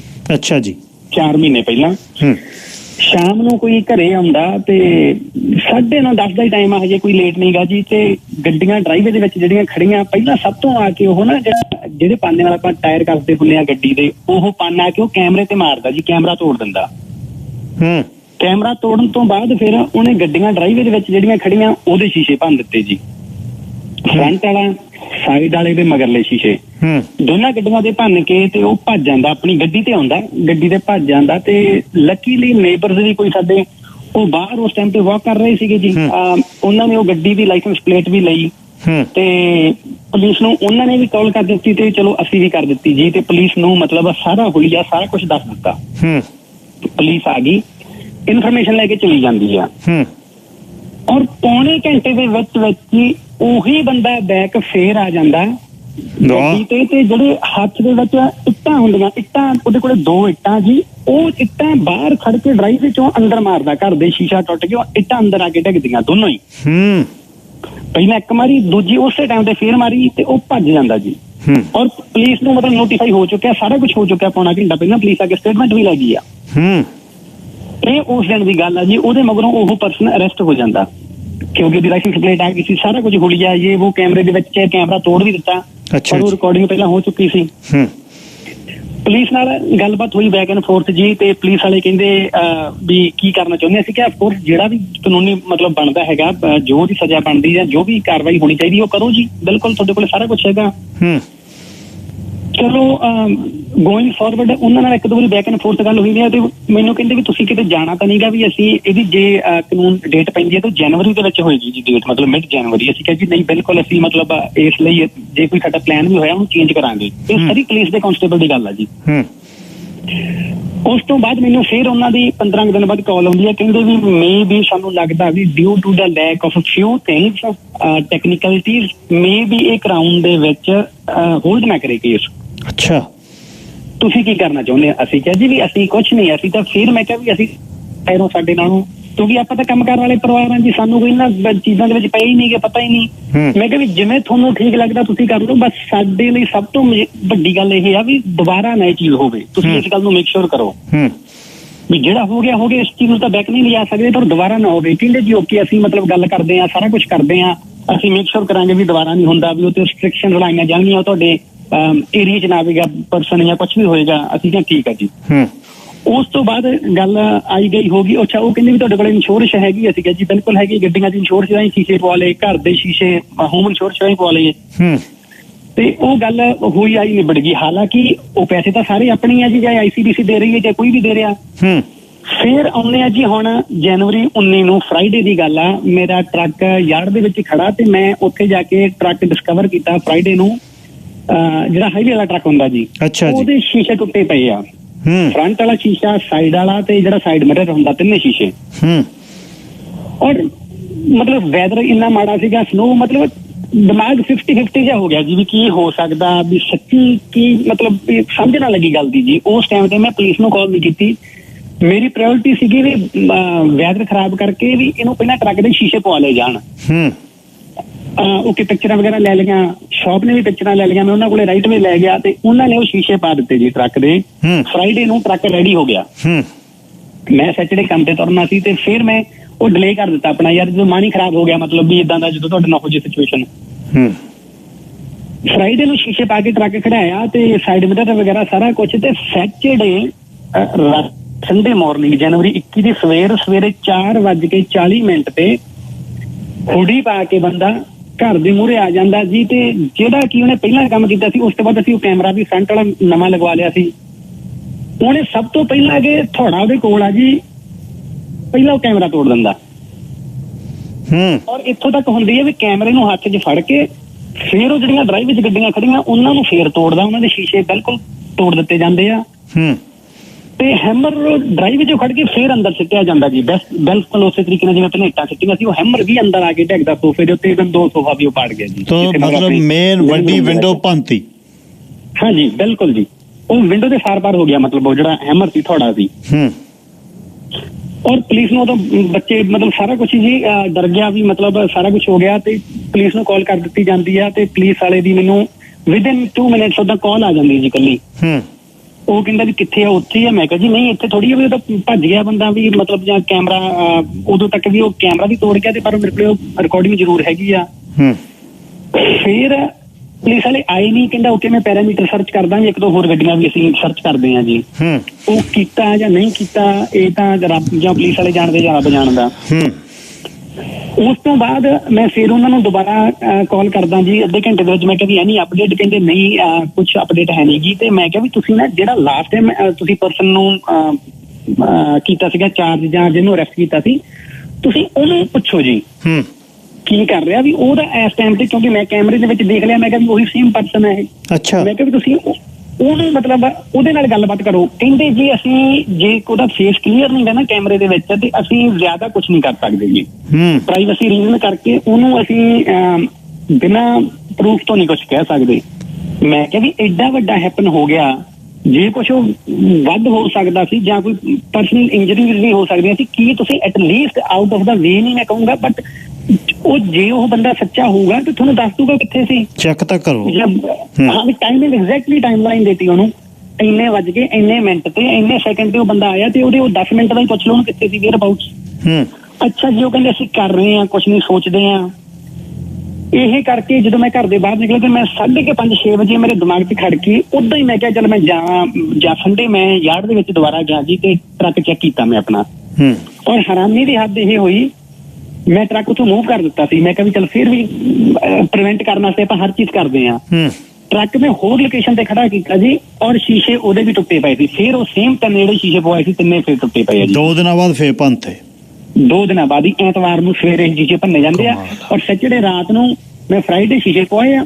ਸੈਚਰਡੇ ਰਾਤ ਨੂੰ ਮੈਂ ਟਰੱਕ ਚੈੱਕ ਕਰਕੇ ਆਉਂਦਾ 9:30 ਵਜੇ ਸ਼ਾਮ ਨੂੰ, ਰਾਤ ਨੂੰ ਟਰੱਕ ਸੇਫ ਖੜਾ। ਸੰਡੇ ਸਵੇਰੇ ਉਹ ਇੱਥੋਂ ਘਰ ਤੋਂ ਜਾ ਕੇ ਉਹ ਸਿੱਧਾ ਜਾਂ ਯਾਰਡ 'ਚ ਗਿਆ ਜਾਂ ਪਹਿਲਾਂ ਯਾਰਡ 'ਚ ਜਾ ਕੇ ਤੋੜ ਕੇ ਸ਼ੀਸ਼ੇ ਫੇਰ ਘਰੇ ਆਇਆ। ਔਰ ਪੁਲਿਸ ਹਜੇ ਤੱਕ ਮਤਲਬ ਕੱਲ ਮੇਰੀ 2 ਵਾਰੀ ਗੱਲ ਹੋਈ, ਕਹਿੰਦੇ ਜੀ ਅਸੀਂ ਅੱਜ ਅੰਡਰ ਸਟੈਫਡ ਹਾਂ ਵੀ ਅਸੀਂ ਸਟੇਟਮੈਂਟ ਲੈਣ ਵੀ ਕੱਲ ਨੂੰ ਆਵਾਂਗੇ, ਤੁਹਾਡੇ ਕੋਲੇ ਅੱਜ ਟਾਈਮ ਨਹੀਂ ਗਾ। ਸੋ ਇੱਥੇ ਪਹੁੰਚੇ ਹੋਏ ਆ ਜੀ। ਹੁਣ ਕੀ ਸਾਨੂੰ ਆਪਣੇ ਹੱਥ 'ਚ ਕਾਨੂੰਨ ਲੈਣਾ ਪਿਆ ਕਰੇਗਾ, ਜਾਂ ਜਿਨ੍ਹਾਂ ਕਾਲਰ ਸਾਹਿਬਾਨ ਕੋਲੇ ਕਿਸੇ ਕੋਲ ਐਕਸਪੀਰੀਅੰਸ ਹੋਵੇ ਤਾਂ ਦੱਸਣ। ਮਤਲਬ ਬੱਚੇ ਇਸ ਵੇਲੇ ਉਹ ਕਹਿੰਦੇ ਜੀ ਅਸੀਂ ਮਤਲਬ ਘਰੇ ਨਹੀਂ ਸੌਣਾ ਸੇਫ ਸਮਝਦੇ ਜੀ। ਔਰ ਇਸ ਮੁੱਦੇ ਤੇ ਹਜੇ ਤੱਕ ਪੁਲਿਸ ਵੱਲੋਂ ਕੁਛ ਨਹੀਂ ਕੀਤਾ ਜਾਂਦਾ ਜੀ, ਕੁਛ ਅਰੈਸਟ ਨਹੀਂ ਕੀਤੀ ਜਾਂਦੀ। ਇਵਨ ਦੋ ਹੁਣ ਫਿਰ ਸਾਨੂੰ ਲਾਅ ਐਨਫੋਰਸਮੈਂਟ ਕਹਿੰਦੀ ਵੀ ਲੋਕ ਸਹਿਯੋਗ ਨਹੀਂ ਕਰਦੇ ਜੀ। ਹੁਣ ਅਸੀਂ ਉਹਨਾਂ ਨੂੰ timeline, person of interest, ਹਰ ਚੀਜ਼ ਦੱਸ ਰਹੇ ਹਾਂ। ਅਗਰ ਫਿਰ ਵੀ ਉਹ ਕਹਿ ਦਿੰਦੇ ਆ ਸਾਡੇ ਹੱਥ ਬੰਨੇ ਆ ਜੀ, ਤੇ ਫਿਰ ਕਿਸ ਤਰੀਕੇ ਨਾਲ ਹੁਣ ਸੱਚਮੁੱਚ ਹੀ ਸਾਨੂੰ ਆਹ ਗੱਲਾਂ ਦੇਖ ਕੇ ਲੱਗਦਾ ਜਿਹੜੇ ਬੱਚੇ ਇੱਥੇ ਗੋਲੀਆਂ ਚੱਲ ਗਈਆਂ, ਉਹ ਹੋ ਗਿਆ ਵੀ ਕਿਉਂ ਹੋ ਰਿਹਾ ਜੀ। ਉਹਨੂੰ ਮਤਲਬ ਟੈਕਲ ਹੀ ਨਹੀਂ ਕਰ ਰਹੇ ਕਿ ਉਸ ਚੀਜ਼ ਨੂੰ, ਜਾਂ ਮਤਲਬ ਆਊਟ ਆਫ ਦਾ ਲਾਈਨ ਜਾ ਕੇ ਜਾਂ ਕੁਛ ਨਾ ਕੁਛ ਇਸ ਚੀਜ਼ ਨੂੰ ਪ੍ਰੀਵੈਂਟ ਕਰਨ ਵਾਸਤੇ ਜੀ ਤੁਸੀਂ ਕੀ ਕੁਛ ਨਹੀਂ ਕਰ ਸਕਦੇ। ਇੱਥੇ ਖੜੀ ਹੈ ਜੀ ਗੱਲ। ਹੁਣ ਸਾਨੂੰ ਮੈਂ ਸੱਚਮੁੱਚ ਹੀ ਮਤਲਬ ਮੈਨੂੰ ਸਮਝ ਨਹੀਂ ਲੱਗ ਰਹੀ ਵੀ ਕੀ ਕੀਤਾ ਜਾਵੇ ਜੀ। ਵਰਿੰਦਰ ਇਹ ਜਿਆਦਾ ਸਤੰਬਰ ਦਾ ਸ਼ੁਰੂ ਹੋਇਆ ਤੇ 5 ਮਹੀਨੇ ਦੇ ਵਿੱਚ ਬੰਦਾ ਉਹ ਜਿਹਾ ਚਾਲ ਢਾਲ ਉਹ ਜਿਹੀ ਹੈ, ਪਰ ਇਹ ਜਿਆਦਾ ਪਰਸਨ ਆਫ ਇੰਟਰਸਟ ਤੁਸੀਂ ਦੱਸਤਾ, ਕੋਈ ਕਨਫਲਿਕਟ ਹੋਇਆ, ਕੋਈ ਬੇਸਮੈਂਟ 'ਚ ਰਹਿੰਦਾ ਸੀ, ਕੋਈ ਕੁਛ, ਕਿਵੇਂ ਇਹ ਗੱਲ ਸ਼ੁਰੂ ਕਿੱਥੋਂ ਹੋਈ? ਕਿਤੇ ਹੋਰ ਵੀ ਇਹਦੀ ਜੜ ਪਈ ਹੈ? ਬਿਲਕੁਲ ਜੀ, ਹੋ ਸਕਦੀ ਹੈ, ਸਾਨੂੰ ਸਮਝਣ ਤੋਂ ਅਸਮਰੱਥ ਹਾਂ ਅਸੀਂ। ਮੈਨੂੰ ਕਾਲਰ, ਮੈਂ ਇਹ 에ਅਰ ਤੇ ਆ ਕੇ ਇਸੇ ਕਰਕੇ ਗੱਲ ਕੀਤੀ ਵੀ ਤੁਹਾਨੂੰ ਸੈਂਕੜੇ ਕੀ ਹਜ਼ਾਰਾਂ ਮਤਲਬ ਲੱਖਾਂ ਕਾਲਰ ਸੁਣ ਕੇ ਕੋਈ ਆ ਕੇ ਦੱਸ ਦੇਵੇ ਵੀ ਜੇ ਕਿਤੇ ਸਾਡੇ ਨਾਲ ਕਦੇ ਵੀ ਕਿਸੇ ਦਾ ਕੋਈ ਕਨਫਲਿਕਟ ਹੋਇਆ ਹੋਵੇ, ਕੋਈ ਲੈਣ ਦੇਣ $150 ਦਾ ਵੀ ਹੋਵੇ ਕਿਸੇ ਨਾਲ, ਬਿਲਕੁਲ ਵੀ ਨਹੀਂ ਜੀ। ਬਿਲਕੁਲ ਕੰਮਕਾਰ ਵਾਲੇ ਪਰਿਵਾਰ ਆ ਤੇ ਮਤਲਬ ਅੱਜ ਤੱਕ ਕਿਤੇ ਐਸਾ ਹੋਇਆ ਨਹੀਂਗਾ ਵੀ ਕਿਸੇ ਦਾ $1 ਵੀ ਦੇ ਕਿਸੇ ਕਰਕੇ ਜਾਂ ਕਿਸੇ ਦਾ ਕੋਈ ਪਰਸਨਲ ਨੁਕਸਾਨ ਕੀਤਾ ਹੋਵੇ। ਕੱਲ ਦੀ ਸੈਕ ਚ ਘਰ ਹੈਲਪ ਕਰੀ ਦੀ ਆ ਬਿਲਕੁਲ ਜੀ। ਔਰ ਤਕਰੀਬਨ ਹਰ ਘਰ ਤੇ ਕੈਮਰਾ ਲੱਗਾ ਕਿਉਂਕਿ ਰਿਲੇਟਿਵਲੀ ਇਹ ਨਵੀਂ ਸਬ ਡਿਵੀਜ਼ਨ ਆ। ਤੇ ਫਿਰ ਮੈਂ ਆਪਣੇ ਉਹ ਨੇਬਰ ਦੇ ਜਾ ਕੇ ਉਹ ਟਾਈਮ ਲਾਈਨ ਤੇ ਉਹ ਦੇਖਿਆ, ਉਹ ਬੰਦਾ ਭੱਜਿਆ ਜਾ ਰਿਹਾ ਜੀ, ਸਰਪੱਟ ਭੱਜਿਆ ਜਾ ਰਿਹਾ। ਔਰ ਜਿਹੜਾ ਕੈਮਰਾ ਸੀ ਉਹ ਚੌਥੇ ਘਰ ਦੇ ਮੂਹਰੇ ਸਨੋ ਦੇ ਵਿੱਚ ਉਹ ਕੈਮਰਾ ਵੀ ਸਿੱਟ ਜਾਂਦਾ, ਭੱਜਿਆ ਜਾਂਦਾ। ਸ਼ਾਇਦ ਉਹਨੂੰ ਇਹ ਫੀਲਿੰਗ ਆਈ ਵੀ ਇਹਦੇ ਵਿੱਚ ਕਿਤੇ ਕੋਈ ਚਿਪ ਨਾ ਲੱਗੀ ਹੋਵੇ, ਮਤਲਬ ਟਰੈਕਿੰਗ ਵਾਲੀ। ਹੁਣ ਮੈਨੂੰ ਤਾਂ ਇੱਥੋਂ ਤੱਕ ਲੱਗਦਾ ਵੀ ਮੇਰੇ ਟਰੱਕ ਦੇ ਵਿੱਚ ਹੋ ਸਕਦਾ ਜੀ ਕੋਈ ਟਰੈਕਿੰਗ ਡਿਵਾਈਸ ਲਾ ਦਿੱਤੀ ਹੋਵੇ, ਕਿਉਂਕਿ ਜਦੋਂ ਮੈਂ ਲੋਕੇਸ਼ਨ ਵੀ ਬਦਲ ਦਿੱਤੀ ਟਰੱਕ ਦੀ ਔਰ ਤੀਸਰੇ ਦਿਨ ਇਹ ਫੇਰ ਹੋ ਜਾਂਦਾ। ਔਰ ਹਜੇ ਤੱਕ ਕੋਈ ਪਰਸਨ ਅਰੈਸਟ ਨਹੀਂ ਹੁੰਦਾ ਔਰ ਮੈਨੂੰ ਪੁਲਿਸ ਦੀ ਕਾਲ ਨਹੀਂ ਆਈ ਜੀ। ਹਜੇ ਤੱਕ 2 ਦਿਨ ਲੰਘ ਚੁੱਕੇ ਆ। ਤੇ ਜਿਹੜੀਆਂ ਬਾਹਰ ਗੱਡੀਆਂ ਵਰਿੰਦਰ ਭੰਨੀਆਂ ਨੇ, ਉਹ ਕਿੰਨੀਆਂ ਭੰਨੀਆਂ ਨੇ? 2 ਗੱਡੀਆਂ ਭੰਨੀਆਂ ਜੀ। ਹੁਣ ਦੋਨੇ ਬਾਹਰ ਸਤੰਬਰ 'ਚ ਵੀ ਦੋਨੇ ਭੰਨੀਆਂ ਸੀ। ਬਿਲਕੁਲ ਜੀ, ਜਿਹੜੀਆਂ ਗੱਡੀਆਂ ਬਾਹਰ ਹੁੰਦੀਆਂ ਮਤਲਬ ਹਾਂ ਡਰਾਈਵੇ ਦੇ ਵਿੱਚ ਉਹ ਗੱਡੀਆਂ, ਉਦੋਂ ਇੱਕ ਗੱਡੀ ਸੀ ਵਿੱਚੋਂ ਜਿਹੜੀ ਭੰਨੀ ਸੀ ਉਹ ਹੁਣ ਅੰਦਰ ਸੀਗੀ ਗਰਾਜ ਦੇ ਵਿੱਚ। ਹੁਣ ਹੋਰ ਗੱਡੀਆਂ 2 ਆਪਣੀਆਂ ਸਾਡੀਆਂ ਬਾਹਰ ਸੀ, ਉਹ ਦੋਨੋਂ ਭੰਨੀਆਂ ਜੀ। ਇੱਕ ਮਤਲਬ ਦੋਨੋਂ CR ਦੀ ਗੱਡੀਆਂ ਜੀ, 2018 ਦੀ ਤੇ ਇੱਕ 12 ਦੀ। ਹਾਂਜੀ। ਤੇ ਗੁਆਂਢੀ ਕੀ ਕਹਿੰਦੇ ਨੇ ਤੇ ਪਰਿਵਾਰ ਕੀ ਕਹਿੰਦਾ, ਜਵਾਕ ਕੀ ਸੋਚਦੇ ਨੇ ਵੀ ਕਿਹੋ ਜਿਹੇ ਸਮੇਂ 'ਚ ਆਪਾਂ ਗੁਜ਼ਰ ਰਹੇ ਹਾਂ, ਕੀ ਹੋ ਰਿਹਾ? ਜਵਾਕ ਤਾਂ ਜੀ ਇੱਥੋਂ ਤੱਕ ਸਾਡਾ ਹੋਇਆ ਪਿਆ, ਉਹ ਕਹਿੰਦੇ ਵੀ ਡੈਡ ਅਸੀਂ ਮਤਲਬ ਰਹਿਣਾ ਹੀ ਨਹੀਂ ਚਾਹੁੰਦੇ ਕਿ ਇੱਥੇ, ਹੁਣ ਪਲੀਜ਼ ਲੈਟਸ ਮੂਵ ਆਊਟ। ਮੇਰਾ ਬੇਟਾ ਜੀ 10 ਸਾਲ ਦਾ ਬੇਟਾ, ਮੈਂ ਤੁਹਾਨੂੰ ਅਗਰ ਉਹਨੂੰ ਇੰਟਰਵਿਊ ਕਰੋ ਤੁਸੀਂ ਯਕੀਨ ਕਰੋਗੇ ਜੀ, ਉਹ ਸਾਰੀ ਰਾਤ ਨਹੀਂ ਸੁੱਤਾ। ਉਹਨੂੰ ਤੁਸੀਂ ਇੱਕ ਆਵਾਜ਼ ਵੀ ਦਿਓ ਉਦੋਂ ਹੀ ਉੱਠ ਕੇ ਖੜਾ ਹੋ ਜਾਂਦਾ। ਉਹ ਕਹਿੰਦਾ ਮੈਂ ਫੀਲ ਹੀ ਨਹੀਂ ਕਰਦਾ ਕੰਫਰਟੇਬਲ। ਹੁਣ ਘਰ ਛੱਡ ਕੇ ਕਿੱਥੇ ਰਹਿ ਸਕਦੇ ਆ ਜੀ, ਕੀ ਕਰ ਸਕਦੇ ਆ? ਹੋਈ ਪਈ ਆ, ਟੈਕਸ ਭਰਦੇ ਆ, ਕੰਮ ਪ੍ਰਕਾਰ ਕਰਦੇ ਆ। ਉਹ ਹੁਣ ਮੈਨੂੰ ਘਰ ਦੇ ਘਰੋਂ ਬਾਹਰ ਨਹੀਂ ਮਤਲਬ ਵੀ ਨਹੀਂ ਜਾਣਾਗਾ, ਤੁਸੀਂ ਕਿਤੇ ਕੰਮ ਤੇ ਨਹੀਂ ਜਾਣਾ, ਕੁਛ ਨਹੀਂ ਕਰਨਾ, ਤੇ ਗੁਜ਼ਾਰਾ ਕਿਵੇਂ ਹੋਏਗਾ ਜੀ? ਕੀ ਕਰਾਂਗੇ ਘਰੇ ਬਹਿ ਕੇ? ਕਿਸ ਤਰ੍ਹਾਂ ਮਤਲਬ ਏਦਾਂ ਰਹਿ ਸਕਦੇ ਆ ਡਰ ਕੇ? ਵਰਿੰਦਰ ਸਿੰਘ ਤੂਰ ਗੱਲਬਾਤ ਦੱਸ ਰਹੇ ਨੇ 60 ਤੇ ਕਿੰਗ ਜਾਰਜ ਦੇ ਇਲਾਕੇ 'ਚ ਇਹਨਾਂ ਦਾ ਘਰ ਹੈ, ਕਲਡੀ ਸੈਕ 'ਚ ਘਰ ਹੈ ਤੇ 5-4 ਸਾਲ ਪਹਿਲਾਂ ਬਹੁਤ ਸ਼ੌਕ ਨਾਲ ਘਰ ਬਣਾਇਆ। ਤੇ ਇਹ ਆਹ ਗੱਲ ਹੈ। ਤੇ ਪੁਲਿਸ ਹੁਣ ਸਰੀ ਪੁਲਿਸ ਵਾਲੇ ਅਫੀਸਰ ਗੱਲ ਕਰ ਰਹੇ ਨੇ ਤੇ ਉਹ ਵੀ ਹਲੇ ਤੱਕ ਆਏ ਨਹੀਂ ਜੀ। ਕੋਈ ਚੈੱਕ ਕਰਨ ਆਇਆ? ਕੋਈ ਨਹੀਂ ਆਇਆ ਹਲੇ ਤੱਕ। ਨਹੀਂ ਜੀ, ਬਿਲਕੁਲ ਨਹੀਂ। ਫਿਰ ਸੇਮ ਸਟੋਰੀ ਪੁੱਛ ਲਈ ਉਹਨਾਂ ਨੇ ਵੀ ਤੁਹਾਡੇ ਕੋਲ ਇੰਸ਼ੋਰੈਂਸ ਹੈਗੀ ਆ? ਮੈਂ ਕਿਹਾ ਜੀ ਉਹ ਹੈਗੀ ਆ, ਪਰ ਅਲਟੀਮੇਟਲੀ ਤੁਹਾਡਾ ਕੰਮ ਤਾਂ ਤੁਸੀਂ ਕਰੋ ਨਾ। ਇੰਸ਼ੋਰੈਂਸ ਤਾਂ ਆਪਣਾ ਕੰਮ ਕਰ ਦੇਗੀ। ਇੰਸ਼ੋਰੈਂਸ ਦਾ ਆਪਣਾ ਕੰਮ ਹੈਗਾ ਵੀ ਤੁਹਾਡਾ ਨੁਕਸਾਨ ਭਰਪਾਈ ਕਰਨੀ ਉਹ ਕਰ ਦੂਗੀ। ਘਰ ਦੀ ਜਿਹੜੀ ਇੰਸ਼ੋਰੈਂਸ ਆ ਉਹਨੇ ਸ਼ੀਸ਼ੇ ਪਵਾ ਦੇਣੇ, ਉਹਨੇ ਭਰਪਾਈ ਕਰ ਦੇਣੀ। ਜਿਹੜਾ ਤੁਹਾਡਾ ਕੰਮ ਆ ਕਾਨੂੰਨ ਦੀ ਪਾਲਣਾ ਕਰਨੀ, ਜਾਨ ਮਾਲ ਦੀ ਰੱਖਿਆ ਕਰਨੀ, ਤੁਸੀਂ ਉਹ ਕਰੋ ਆਪਣੀ ਡਿਊਟੀ। ਉਹ ਅਸੀਂ ਦੇਖ ਰਹੇ ਹਾਂ ਜੀ, ਸਾਡੇ ਕੋਲ ਲੈਕ ਆਫ ਐਵੀਡੈਂਸ ਆ, ਆਹ ਮਤਲਬ ਆਈ ਥਿੰਕ ਜਿੰਨੇ ਉਹ ਮੈਨੂੰ ਬਹਾਨੇ ਲਾ ਰਹੇ ਆ, ਮੈਨੂੰ ਲੱਗਦਾ ਉਹਦੇ ਨਾਲੋਂ 20% ਵੀ ਕੰਮ ਉਹਨਾਂ ਨੇ ਉਸ ਬੰਦੇ ਤੋਂ ਕੁਐਸਚਨ ਕਰਨ ਲਈ ਕੀਤਾ ਹੁੰਦਾ ਤੇ ਮੈਨੂੰ ਲੱਗਦਾ ਵੀ ਇਹ ਅਵੋਇਡ ਹੋ ਸਕਦੀ ਸਿਚੁਏਸ਼ਨ, ਜਾਂ ਅੱਗੇ ਤੋਂ ਨਹੀਂ ਹੋਊਗੀ। ਔਰ ਜਿਹੜਾ ਨੁਕਸਾਨ ਹੋ ਰਿਹਾ ਜੀ ਓਵਰਆਲ ਸਾਰਿਆਂ ਦਾ ਹੋ ਰਿਹਾ। ਮੈਨੂੰ ਤਾਂ ਲੱਗਦਾ ਜਿਹੜੇ ਹੁਣ ICBC ਨੇ ਵੀ ਪੈਸੇ ਦੇਣੇ ਆ ਜਾਂ ਹੋਮ ਇੰਸ਼ੋਰੈਂਸ ਨੇ ਦੇਣੇ ਆ, ਅਲਟੀਮੇਟਲੀ ਤਾਂ ਆਪਣੇ ਸਾਰਿਆਂ ਦਾ ਹੀ ਸਾਡੇ ਪੈਸੇ ਨੇ ਜੀ, ਬਿਲਕੁਲ ਸਾਰਿਆਂ ਦੇ ਪੈਸੇ ਆ। ਵੀ ਸਮਾਜ ਦੇ ਵਿੱਚ ਕੀ ਕਰ ਰਹੇ ਹੋ ਤੁਸੀਂ? ਜਿਹੜਾ ਬੰਦਾ ਕੰਮ ਕਰਦਾ, ਟੈਕਸ ਪੇ ਕਰਦਾ, ਆਪਣਾ ਪਰਿਵਾਰ ਨਾਲ ਰਹਿ ਰਿਹਾ, ਉਹਨੂੰ ਜੇ ਪਰੇਸ਼ਾਨੀਆਂ ਆ ਰਹੀਆਂ ਤੇ ਹੋ ਕੀ ਰਿਹਾ ਜੀ? ਮੈਨੂੰ ਇਸ ਗੱਲ ਤੋਂ ਮੈਂ ਸਮਝਣ ਤੋਂ ਮੈਂ ਵਾਕਈ ਅਸਮਰੱਥ ਹਾਂ ਜੀ। ਵਰਿੰਦਰ, ਆਪਣਾ ਖਿਆਲ ਰੱਖੋ ਤੇ ਇਸ ਤੇ ਆਪਾਂ ਗੱਲਬਾਤ ਤੇ ਕਰਦੇ ਰਹਾਂਗੇ। ਪੁਲਿਸ ਨਾਲ ਵੀ ਕੰਟੈਕਟ ਦੇ ਵਿੱਚ ਆ, ਦੇਖਦੇ ਹਾਂ ਕੀ ਇਹਦਾ ਆਊਟਕਮ ਹੁੰਦਾ। ਧੰਨਵਾਦ ਪਹੁੰਚ ਕਰਨ ਲਈ। ਥੈਂਕ ਯੂ ਜੀ। Thank you. ਵਰਿੰਦਰ ਸਿੰਘ ਤੂਰ ਗੱਲਬਾਤ ਕਰ ਰਹੇ ਸੀ। ਸੁਖੀ ਜੀ, ਤੁਸੀਂ ਏਅਰ ਤੇ ਹੋ? ਸਤਿ ਸ੍ਰੀ ਅਕਾਲ ਜੀ। ਜੀ ਸਤਿ ਸ੍ਰੀ ਅਕਾਲ। ਪਹਿਲਾ ਨੰਬਰ ਤਾਂ ਇਹ ਆ ਜੀ, ਹੁਣ ਤੁਹਾਡੇ ਨਾਲ ਅਸੀਂ ਮੋਢੇ ਨਾਲ ਮੋਢਾ ਜੋੜ ਕੇ ਖੜੇ ਆ। ਤੁਹਾਨੂੰ ਹੁਣ ਮੋਰਚਾ ਮਾਰਨਾ ਪੈਣਾ, ਜਾਂ ਤੁਸੀਂ ਮੈਸੇਜ ਭੇਜਿਆ WhatsApp ਉੱਤੇ, ਤੁਹਾਡੇ ਨਾਲ ਖੜੇ ਆ ਵੋਟਾਂ ਦੇ ਵਿੱਚ। ਦੂਜੇ ਨੰਬਰ ਦੇ ਵਿੱਚ ਇਹ ਆ ਵੀ ਜਿਹੜਾ ਇਹ ਮੁੱਦਾ, ਇਹ ਤਾਂ ਕੋਈ ਆਪਣੇ ਨਾ ਕੋਈ ਕੱਢ ਰਿਹਾ ਗਾ ਵੀ ਜੈਲਸੀ ਆ ਉਹਨੂੰ ਤਾਂ ਨੁਕਸਾਨ ਕਰ ਰਿਹਾ, ਜਾਂ ਵਿੱਚ ਬੰਦੇ ਏਦਾਂ ਦੇ ਆ ਵੀ ਜਿਹੜੇ ਆਪਣੀ ਆਪਣਾ ਆਪ ਨੂੰ ਸੇਫ ਰੱਖਦੇ ਆ, ਦੂਜੇ ਨੂੰ ਸੁਸਾਇਟੀ ਖਰਾਬ ਕਰਦੇ ਆ। ਹੁਣ 84 ਤੇ 134 ਤੇ ਇੱਕ ਸਕੂਲ ਵਾਲਾ ਪਾਰਕ ਆ, ਸਕੂਲ ਪਾਰਕ ਦੇ ਵਿੱਚ ਤੇ ਸੁਸਾਇਟੀ ਬਣੀ ਹੋਈ ਆ, ਸੱਜੇ ਪਾਸੇ ਸੁਸਾਇਟੀ, ਉੱਥੇ ਗੋਰੇ ਰਹਿੰਦੇ ਆ, ਓਲਡ ਵੀ ਰਹਿੰਦੇ ਆ, ਸਾਰੇ ਧਰਮ ਰਹਿੰਦੇ ਆ। ਰਾਤ ਦਾ 1:30 ਵਜੇ ਦਾ ਟਾਈਮ ਸੀ, ਮੈਂ ਉੱਪਰ ਕਰਦਾ ਸੀ, ਮੈਂ ਬਾਥਰੂਮ ਕਰਨ ਗਿਆ, ਉੱਥੇ ਬਾਥਰੂਮ ਵੀ ਬਣਿਆ ਹੋਇਆ ਹੈਗਾ। ਉੱਥੇ 2 ਮੁੰਡੇ ਪੱਤਨ ਨੇ ਕੀ ਖਾਧਾ ਸੀ, ਮਤਲਬ ਪੀਤਾ ਸੀ, ਗੋਰਿਆਂ ਦੇ ਸੀਗੇ। ਪਹਿਲਾਂ ਤਾਂ ਉਹਨਾਂ ਨੇ ਦਰਖਤ ਨੂੰ, ਇੱਕ ਟਰੀ ਨੂੰ ਪਤਾ ਨਹੀਂ ਸੀਗਾ, ਇੰਨਾ ਉਹਨਾਂ ਨੇ ਜ਼ੋਰ ਲਾਇਆ ਵੀ ਟੁੱਟ ਜੇ, ਆਏ ਮਾਰਿਆ, ਪੂਰਾ ਧੱਕਾ ਮੁੱਕੀ ਕੀਤੀ। ਅਸੀਂ ਗੱਡੀ 'ਚ ਬੈਠੇ, ਮੈਂ ਤੇ ਮੇਰਾ ਫਰੈਂਡ, ਤੇ ਸ਼ੀਸ਼ੇ ਕਾਲੇ ਕਰਕੇ ਉਹਨੂੰ ਪਤਾ ਨਹੀਂ ਬੰਦੇ ਵਿੱਚ ਬੈਠੇ ਆ, ਤੇ ਸ਼ੀਸ਼ਾ ਪੂਰਾ ਉਹਨਾਂ ਨੇ ਆਪਣਾ ਖਿੱਚ ਦੂ ਕੀਤੀ। ਉਹ ਤੋਂ ਬਾਅਦ ਦੇ ਵਿੱਚ ਜਿਹੜਾ ਆਪਣਾ ਗਾਰਬੇਜ ਬਿਨ ਹੁੰਦਾ, ਜਿਹੜਾ ਸਕੂਲ ਦੇ ਰੱਖਿਆ ਹੁੰਦਾ, ਉਹ ਨਾਲੇ ਮਿੱਟੀ ਦੇ ਵਿੱਚ ਦੱਬਿਆ ਹੋਇਆ ਸੀਗਾ ਐਡਾ ਵੱਡਾ ਪੱਥਰ ਦੇ ਨਾਲ, ਉਹ ਪੱਟ ਕੇ ਸਿੱਟਿਆ। ਉਹ ਤੋਂ ਬਾਅਦ ਦੇ ਵਿੱਚ ਆਪਣਾ ਲਾਇਆ ਹੁੰਦਾ ਰੀਅਲ ਸਟੇਟ ਦਾ ਆਪਣਾ ਬੋਰਡ ਲਾਇਆ ਹੁੰਦਾ ਗਾ, ਉਹਦੇ ਵਿੱਚ ਇੰਨੀਆਂ ਲੱਤਾਂ ਮਾਰ ਕੇ ਉਹ ਤੋੜਤਾ, ਮੜ ਤੋਂ ਆਪਦੀ ਪ੍ਰਾਪਰਟੀ 'ਚ ਚਲੇ ਗਏ। ਉਹ ਹੁਣ ਪ੍ਰਾਪਰਟੀ ਸਾਰੀ ਲੌਕ ਆ, ਜੇ ਆਪਾਂ ਕਾਰਡ ਲਾਵਾਂਗੇ ਤਾਂ ਉਹ ਡੋਰ ਖੁੱਲੂ ਨਹੀਂ। ਸਤਿ ਸ੍ਰੀ ਅਕਾਲ। ਉਹਨੇ ਇੱਕ ਦਿਨ ਮਤਲਬ ਬਜ਼ੁਰਗ ਨਿਕਲਿਆ, ਗੋਰਾ ਸੀਗਾ, ਮੈਂ ਉਹਨੂੰ ਸਮਝਾਇਆ, ਮੈਂ ਕਿਹਾ ਤੁਹਾਡੇ ਪ੍ਰਾਪਰਟੀ ਦੇ ਬੰਦੇ, ਮੈਂ ਕਿਹਾ ਬਾਹਰਲੀ ਸਟੱਡੀ ਖਰਾਬ ਕਰਦੇ ਆ ਵੀ ਕੋਵੇਂ, ਸਾਨੂੰ ਨਹੀਂ ਕਹਿੰਦੇ ਪਤਾ ਗਾ। ਮੈਂ ਕਿਹਾ ਉਹਦੇ ਪਤਾ ਰੱਖੂਗਾ ਕੌਣ? ਇਹੋ ਜਿਹਾ ਕੁਛ ਹੋ ਰਿਹਾ ਗਾ। ਹੁਣ ਮੈਂ ਤਾਂ ਵੀਡੀਓ ਬਣਾ ਲਈ ਸੀਗੀ, ਹੁਣ ਮੈਂ ਵੀਡੀਓ ਤੁਹਾਨੂੰ ਭੇਜ ਦੂੰਗਾ, ਜਾਂ ਮੈਂ ਕਿਸੇ ਨੂੰ ਹੋਰ ਨੂੰ ਭੇਜ ਦੂੰਗਾ, ਪਰ ਉਹਨਾਂ ਨੇ ਕਾਰਵਾਈ ਤਾਂ ਉਹਨਾਂ ਨੇ ਕਰਨੀ ਆ ਜਿਹਨਾਂ ਨੂੰ ਆਪਾਂ ਵੀਡੀਓ ਭੇਜਾਂਗੇ। ਥੈਂਕ ਯੂ ਸੁਖੀ। ਸੋ ਇਹ ਯਾਰ ਇਸ ਤਰ੍ਹਾਂ ਦੇ ਹਾਲਾਤ, ਤੁਸੀਂ ਇੱਕ ਪਰਿਵਾਰ ਦੇ ਵਿੱਚ ਰਹਿੰਦਾ ਪਰਿਵਾਰ, ਕੰਮ ਕਰਨ ਵਾਲਾ ਪਰਿਵਾਰ, ਸਾਰੇ ਪਾਸਿਓਂ ਵੜਿਆ। ਟਰੱਕ ਦੇ ਵੀ ਸ਼ੀਸ਼ੇ ਜਿਹੜੇ ਨੇ ਦੇਖੋ, ਸ਼ੁੱਕਰਵਾਰ ਭੰਨੇ, ਉਹ ਠੀਕ ਕਰਾ ਕੇ ਆਇਆ ਤੇ ਐਤਵਾਰ ਨੂੰ ਫੇਰ ਭੰਨਤੇ। ਗੱਡੀਆਂ 2 ਭੰਨਤੀਆਂ। ਮੇਨ ਲਿਵਿੰਗ ਰੂਮ ਦੀ ਵੱਡੀ ਵਿੰਡੋ ਆ ਜਿਹੜੀ, ਉਹ ਵੱਡੇ ਹੈਮਰ ਦੇ ਨਾਲ ਬਗਮਾ ਮਾਰਿਆ ਤੇ ਉਹ ਵਿੱਚ ਦੀ ਲੰਘ ਕੇ ਉਹਨੇ ਸੋਫਾ ਜਿਹੜਾ ਉਹ ਵੀ ਪਾੜਤਾ। ਤੇ ਹੁਣ ਪੁਲਿਸ, ਮੈਂ ਮੰਨਦਾ ਪੁਲਿਸ ਨੂੰ ਫੜਨ ਤੋਂ ਬਾਅਦ ਉੱਪਰ ਫੇਰ ਸਰਕਾਰੀ ਵਕੀਲ ਨੂੰ ਰਿਕਮੈਂਡ ਕਰਦੇ ਨੇ ਚਾਰਜਿਸ, ਉਹ ਗਾਂਹ ਨਹੀਂ ਕਰਦੇ। ਬਹੁਤ ਕੁਛ ਹੈ ਇਹਦੇ 'ਚ, ਥੋੜ੍ਹਾ ਨਹੀਂ ਹੈ। ਤੇ ਹੱਥ ਬੰਨੇ ਹੋਏ ਨੇ ਉਹਨਾਂ ਦੇ ਵੀ, ਕਾਨੂੰਨ ਲੋਕਾਂ ਦੇ, ਆਮ ਮਨੁੱਖਤਾ ਦੇ ਕਹਿੰਦੇ ਵੀ ਹੱਕ 'ਚ ਹੈ, ਤੇ ਉਹ ਪ੍ਰੈਸ ਨਹੀਂ ਕਰਦੇ ਚਾਰਜਿਸ। ਪੁਲਿਸ ਸੋਚਦੀ ਹੈ ਕਿ ਹੁਣ ਫਾਇਦਾ ਕੋਈ ਨਹੀਂ ਇਹਨੂੰ ਕੀਤਿਆਂ ਦਾ, ਕਿਉਂਕਿ ਗਾਂਹ ਕਿਸੇ ਪਾਸੇ ਜਾਣੀ ਨਹੀਂ ਗੱਲ। ਜਾ ਕੇ ਜੱਜ ਸਾਹਿਬ ਫਿਰ ਕਹਿੰਦਾ ਪੁਲਿਸ ਨੂੰ ਵੀ ਤੁਸੀਂ ਤੁਰੇ ਫਿਰਦੇ ਹੋ, ਤੁਹਾਡੇ ਕੋਲ ਇਨਫ ਐਵੀਡੈਂਸ ਨਹੀਂ, ਇਹ ਬੰਦਿਆਂ ਦਾ ਘੱਟ, ਤੁਸੀਂ ਸਾਡੇ ਰਿਸੋਰਸਿਸ ਖਰਾਬ ਕੀਤੇ ਨੇ। ਸੋ ਇਹ ਗੱਲ ਚੱਲਦੀ ਹੈ। 604 204 0600 ਤੁਸੀਂ ਗੱਲਬਾਤ ਸੁਣੀ ਹੈ ਵਰਿੰਦਰ ਸਿੰਘ ਤੂਰ ਦੀ, ਤੇ ਕੀ ਸੋਚਦੇ ਹੋ ਤੁਸੀਂ ਇਸ ਤਰ੍ਹਾਂ ਦੇ ਮਾਹੌਲ ਜਿਹੜਾ ਇਸ ਤਰ੍ਹਾਂ ਦਾ, ਇਹ ਕਿੱਥੇ ਜਾ ਕੇ ਗੱਲ ਖੜੂਗੀ? ਸਾਡਾ ਪੁਲਿਸ ਕਿਹੜੀ ਆਵੇ, ਹਲੇ ਉਹ ਰੇੜਕਾ ਜਾਰੀ ਹੈ ਬਈ ਸਰੀ ਪੁਲਿਸ ਨੇ ਆਉਣਾ, RCMP ਨੇ ਆਉਣਾ। ਹੁਣ ਦੋਨਾਂ 'ਚੋਂ ਹੀ ਅਪਰੋਚ ਨਹੀਂ ਪਰਿਵਾਰ ਨਾਲ ਕੀਤੀ ਗਈ। ਉਹ ਫੋਨ ਕਰਕੇ ਕੱਲ੍ਹ ਵਰਿੰਦਰ ਉਹਨਾਂ ਦਾ ਫੋਨ ਆਇਆ ਬਈ ਆਹ ਸਾਡਾ ਇਸ਼ੂ ਆ, ਇੱਥੇ ਸਾਡਾ ਘਰ ਹੈ, ਅਸੀਂ ਕੀ ਕਰੀਏ? ਚਲੋ ਮੇਰਾ ਤਾਂ ਇਹ ਆ ਵੀ ਮੈਂ ਗੱਲ ਜਿੰਨੀ ਤੁਸੀਂ ਭੇਜ ਦਿਓ ਮੈਂ ਸੁਣ ਲੈਣਾ, ਮੈਂ ਏਅਰ 'ਤੇ ਤੁਹਾਨੂੰ ਲੈ ਕੇ ਆ ਕੇ ਤੁਹਾਡੀ ਗੱਲ ਕਰ ਲੈਣਾ। ਢੱਡੇ ਬਾਣੇ ਨਹੀਂ ਕਰਦਾ ਵੀ ਮੈਂ ਆਹ ਨਹੀਂ ਕਰਨਾ, ਮੈਂ ਉਹ ਨਹੀਂ ਕਰਨਾ, ਮੈਂ ਪੁਲਿਸ ਪੁੱਛੂੰਗਾ ਜੀ, ਮੈਨੇਜਮੈਂਟ ਨੂੰ ਪੁੱਛੂੰ ਜੇ, ਅਤੇ ਬਹੁਤ ਇੰਨਾ ਸ਼ੁਕਰ ਹੈ ਕਿ ਸਾਨੂੰ ਇਹ ਰਿਆਇਤਾਂ ਦਿੱਤੀਆਂ ਹੋਈਆਂ ਨੇ ਵੀ ਨਹੀਂ ਕੋਈ ਗੱਲ ਨਹੀਂ, ਲੋਕਾਂ ਦੀ ਗੱਲ ਜਦ ਕਰਨੀ ਹੈ ਤਾਂ ਕਰਨੀ ਹੈ।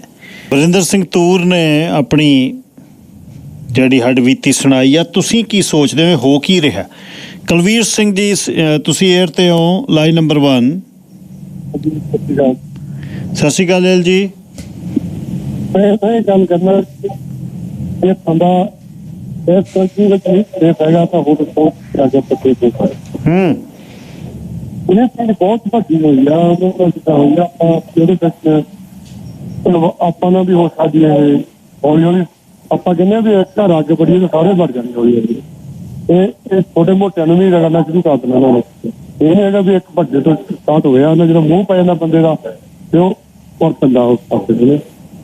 ਸਾਨੂੰ ਜਿੱਦਾਂ ਇਹਨਾਂ ਦੀ ਨਾਲ ਗੱਲ ਹੋਈ, ਆਪਾਂ ਸਾਰੀ ਪਬਲਿਕ ਜਿੰਨੀ ਹੈ ਇੱਥੇ ਨਾ, ਜੇ ਆਪਾਂ ਸਾਰੇ ਸੇਫ ਨਹੀਂ ਮਹਿਸੂਸ ਕਰਦੇ ਨਾ ਆਪਾਂ ਹੁਣ ਇਹਦੀ ਇਹਨਾਂ ਦੀ ਗੱਲ ਸੁਣ ਕੇ ਸਾਨੂੰ ਕੋਈ ਰੈਲੀ ਜਾਂ ਕੋਈ ਸਾਨੂੰ ਇੱਦਾਂ ਦਾ ਧਰਨਾ ਜਾਂ ਕੋਈ ਇੱਦਾਂ ਦਾ ਕਰਨਾ ਚਾਹੀਦਾ ਵੀ ਜਿਹੜੀ ਸਾਡੇ ਐਮਪੀਆਂ ਦੇ ਦਫ਼ਤਰਾਂ ਦੇ ਮੂਹਰੇ ਵੀ ਸਾਨੂੰ ਦੱਸੋ ਵੀ ਕਿੱਥੇ ਰਹੀਏ ਜੇ ਅਸੀਂ ਸੇਫ ਨਹੀਂ ਹੈਗੇ ਨਾ। ਅਸੀਂ ਤੁਹਾਨੂੰ ਵੋਟਾਂ ਪਾਈਆਂ, ਤੁਸੀਂ ਸਾਨੂੰ ਇਹਦਾ ਤੁਸੀਂ ਲੱਭ ਕੇ ਦਿਓ। ਜੇ ਪੁਲਿਸ ਨਹੀਂ ਸੁਣੀ ਤਾਂ ਤੁਸੀਂ ਸੁਣੋ ਨਾ, ਪੁਲਿਸ ਨੂੰ ਤੁਸੀਂ ਕੋਈ ਨਵਾਂ ਕਾਨੂੰਨ ਲਾਗੂ ਕਰੋ ਵੀ ਆਹ ਚੀਜ਼ ਸਖਤ ਕਰੋ ਕਾਨੂੰਨ ਥੋੜ੍ਹਾ ਜਿਹਾ ਨਾ। ਤੇ ਜਿਹੜਾ ਇੱਕ ਵਾਰੀ ਬੰਦਾ ਫੜਿਆ ਉਹ ਇਸ ਚੀਜ਼ ਨਵਾਲ ਗਿਆ ਉਹਨੂੰ ਫੜ ਕੇ ਤੁਸੀਂ ਜੇਲ੍ਹ ਦੇ ਅੰਦਰ ਲਿਜਾਓ ਜਾਂ ਉਹਦੀ ਇਨਵੈਸਟੀਗੇਸ਼ਨ ਕਰੋ ਕੌਣ ਆ ਕਿੱਥੇ ਆ। ਇਹ ਥੋੜ੍ਹਾ ਸੱਚ ਸਕਦਾ ਵੀ ਆਪਾਂ ਕਹਿ ਦਈਏ ਵੀ ਸਾਨੂੰ ਜੱਜ ਸਾਹਿਬ ਕਹਿੰਦੇ ਆ ਵੀ ਉਹ ਐਵੀਡੈਂਸ ਕਹਿੰਦੇ ਜੇ ਤੁਸੀਂ ਪਾ ਨਹੀਂ ਸਕਦੇ। ਇਹ ਭਾਨਾ ਜਿਹਾ ਇਹਨਾਂ ਕੋਲ ਹੈਗਾ ਬੜਾ ਸੌਖਾ ਨਾ ਪਲੀਜ਼ ਅਫਸਰ ਉਹਨੂੰ ਫੜੋ ਤਾਂ ਸਹੀ ਹੈ ਨਾ। ਬੰਦੇ ਚ ਪਬਲਿਕ ਦੇ ਵਿੱਚ ਸ਼ੋਅ ਤਾਂ ਹੋਵੇ ਵੀ ਉਹ ਆਹ ਬੰਦਾ ਸੀਗਾ, ਚਲੋ ਜੱਜੇਬਲ ਜਾ ਕੇ ਜੋ ਮਰਜ਼ੀ ਹੁੰਦਾ ਉਹਦੇ ਵਿੱਚ ਤਾਂ ਨਾ ਹੋਵੇ। ਪਰਸਨ ਆਫ ਇੰਟਰਸਟ ਨਾਲੇ ਉਹ ਦੱਸਿਆ ਉਹਨਾਂ ਨੇ ਕੁਲਵੀਰ, ਪਰਸਨ ਆਫ ਇੰਟਰਸਟ ਵੀ ਦੱਸ ਰਹੇ ਨੇ। ਅਜੀਤ ਸਿੰਘ ਜੀ ਤੁਸੀਂ 에ਅਰ ਤੇ ਹੋ। ਹੈਲੋ ਜੀ ਅਜੀਤ ਸਿੰਘ ਜੀ ਤੁਸੀਂ 에ਅਰ ਤੇ ਹੋ। ਹੈਲੋ ਜੀ ਗਿੱਲ ਸਾਹਿਬ ਸਤਿ ਸ੍ਰੀ ਅਕਾਲ ਜੀ। ਸਤਿ ਸ੍ਰੀ ਅਕਾਲ। ਇਹ ਹੁਣੇ ਜੀ ਮੇਰੀ 10-15 ਮਿੰਟਾਂ ਦੀ ਗੱਲ ਆ। ਇਹ ਕੁਦਰਤੀ ਪਤਾ ਨਹੀਂ ਮੁਲਕ ਨੂੰ ਕੀ ਹੋ ਗਿਆ ਜੀ। ਮੈਂ ਕੱਪੜੇ ਧੋਣ ਚੱਲਿਆ ਸੀ ਲਾਂਡਰੀ ਤੇ 128 ਤੇ ਮੈਂ ਰਹਿਣਾ ਤੇ ਉਹ ਅਗਲੇ ਬੰਨੇ ਗੋਰਾ 129 ਤੇ ਰਹਿੰਦਾ ਤੇ ਉਹ 28 ਤੋਂ ਮੁੜਿਆ ਤੇ ਮੈਂ ਵੈਨ ਵਿੱਚ ਸੜਕ ਦੇ ਵਿੱਚ ਬੈਗ ਸੁੱਟੀ ਤੇ ਮੈਂ ਮੁੜ ਕੇ ਸਿੱਧੀ ਗੇਅਰ ਪਾ ਕੇ ਸਿੱਧੀ ਜਾਣਾ ਹੀ ਸੀ। ਦੱਸੋ ਜੀ।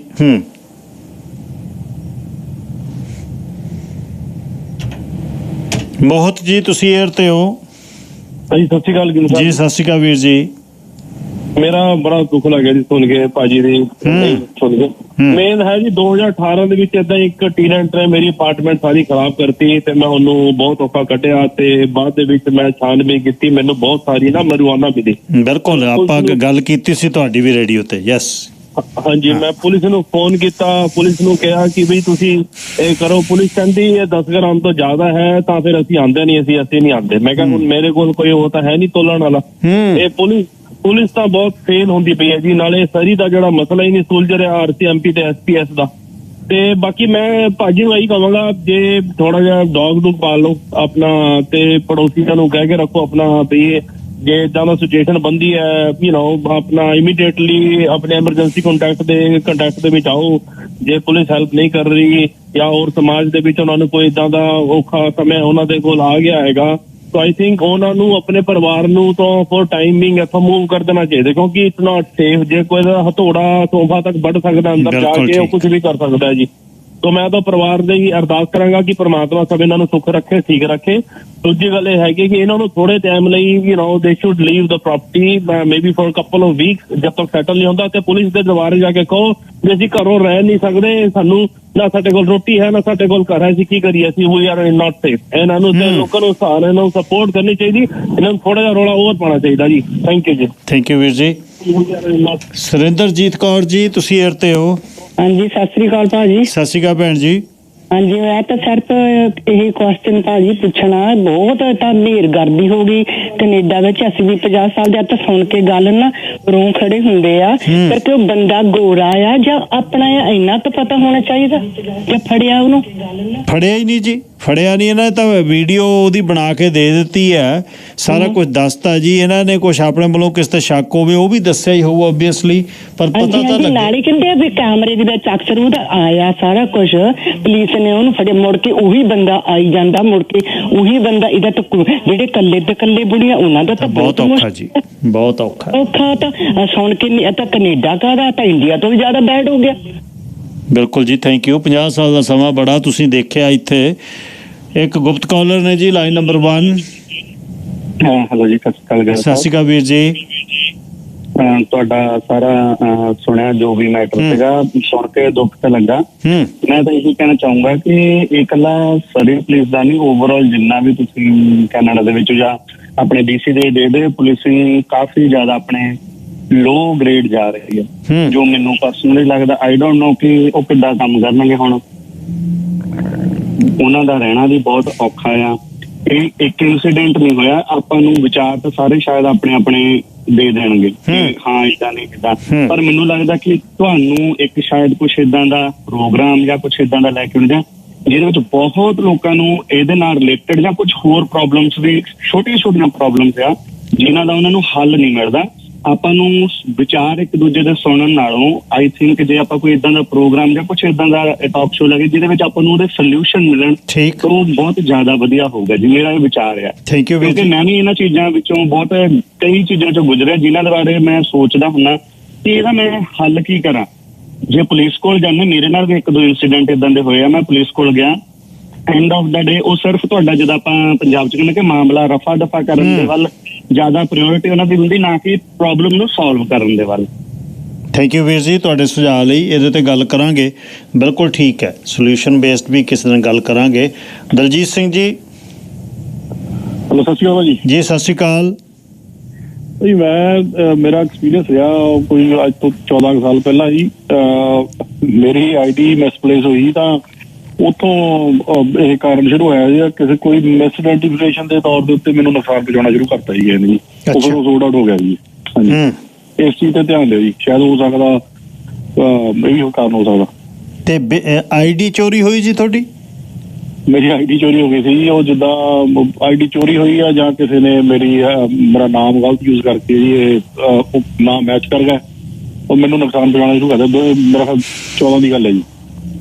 ਤੇ USA ਮਸਲਾ ਸਾਂਝੀ ਫਿਰ ਸੋਰਟ ਆਊਟ ਹੋ ਗਿਆ ਜੀ ਉਹ।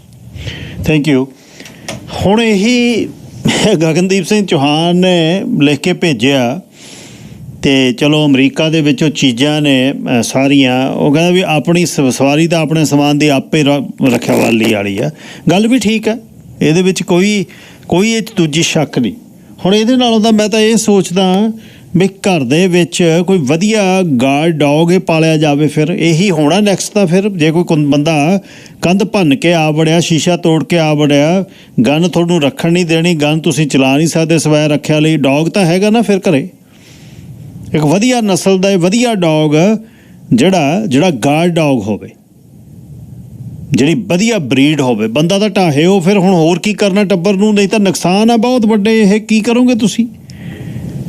ਇਹ ਦਰਵੇਸ਼ ਹੀ ਫਿਰ ਕੰਮ ਆਉਣਗੇ। ਫਿਰ ਇਹੀ ਹੋਊਗਾ, ਵਧੀਆ ਬਰੀਡਰ ਤੋਂ ਲੈ ਕੇ ਵਧੀਆ ਟ੍ਰੇਨਿੰਗ ਲੈ ਕੇ, ਕੁਲਦੀਪ ਸਿੰਘ ਤੱਖਰ ਵਰਗੇ ਭਰਾ ਤੋਂ ਜਿਹਨੇ ਲਾਅ ਐਨਫੋਰਸਮੈਂਟ ਦੇ ਡੌਗ ਬਰੀਡ ਕਰਕੇ ਤਿਆਰ ਕੀਤੇ ਨੇ, ਫਿਰ ਕੀਤਾ ਹੋਵੇ ਵੀ ਅੱਖ ਦੇ ਇਸ਼ਾਰੇ ਨਾਲ ਚੜ੍ਹੇ ਫਿਰ ਉਹ ਵੀ ਹਾਂ ਵੀ ਆ ਜਾ, ਫਿਰ ਇਹੀ ਕਰ ਹੋਊਗਾ। ਹੋਰ ਕੀ ਕੀਤਾ ਕੀ ਜਾਊਗਾ?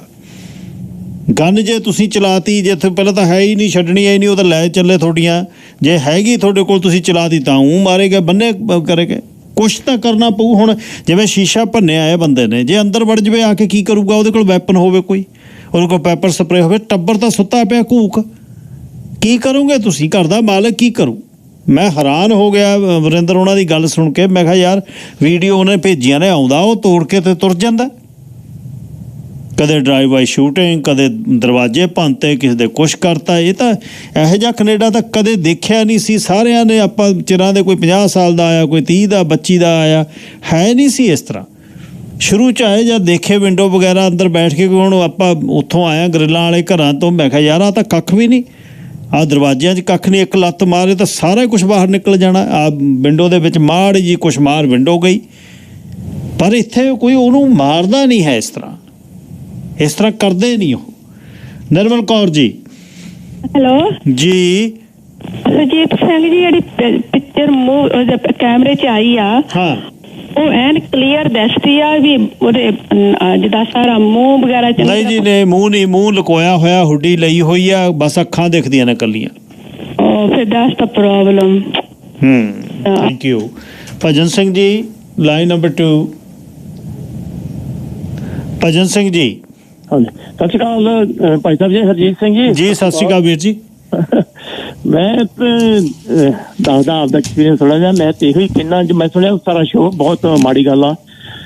ਸਰੀ ਪੁਲਿਸ ਤੇ ਬੜਾ ਮਾਣ ਜਿਹਾ ਸੀ ਵੀ ਆਣ ਕੇ ਕੁਛ ਥੋੜਾ ਟੇਕ ਕੇਅਰ ਕਰਨਗੇ, ਪਰ ਇਹ ਵੀ ਜੋ ਕੋ ਮੈਂ ਸੁਣਿਆ ਉਹੀ ਲੱਗਦਾ ਇਹਦਾ ਵਿੱਚ ਸਿਸਟਮ ਕੋਈ ਬਹੁਤੀ ਚੇਂਜ ਨਹੀਂ ਆ ਰਹੀ।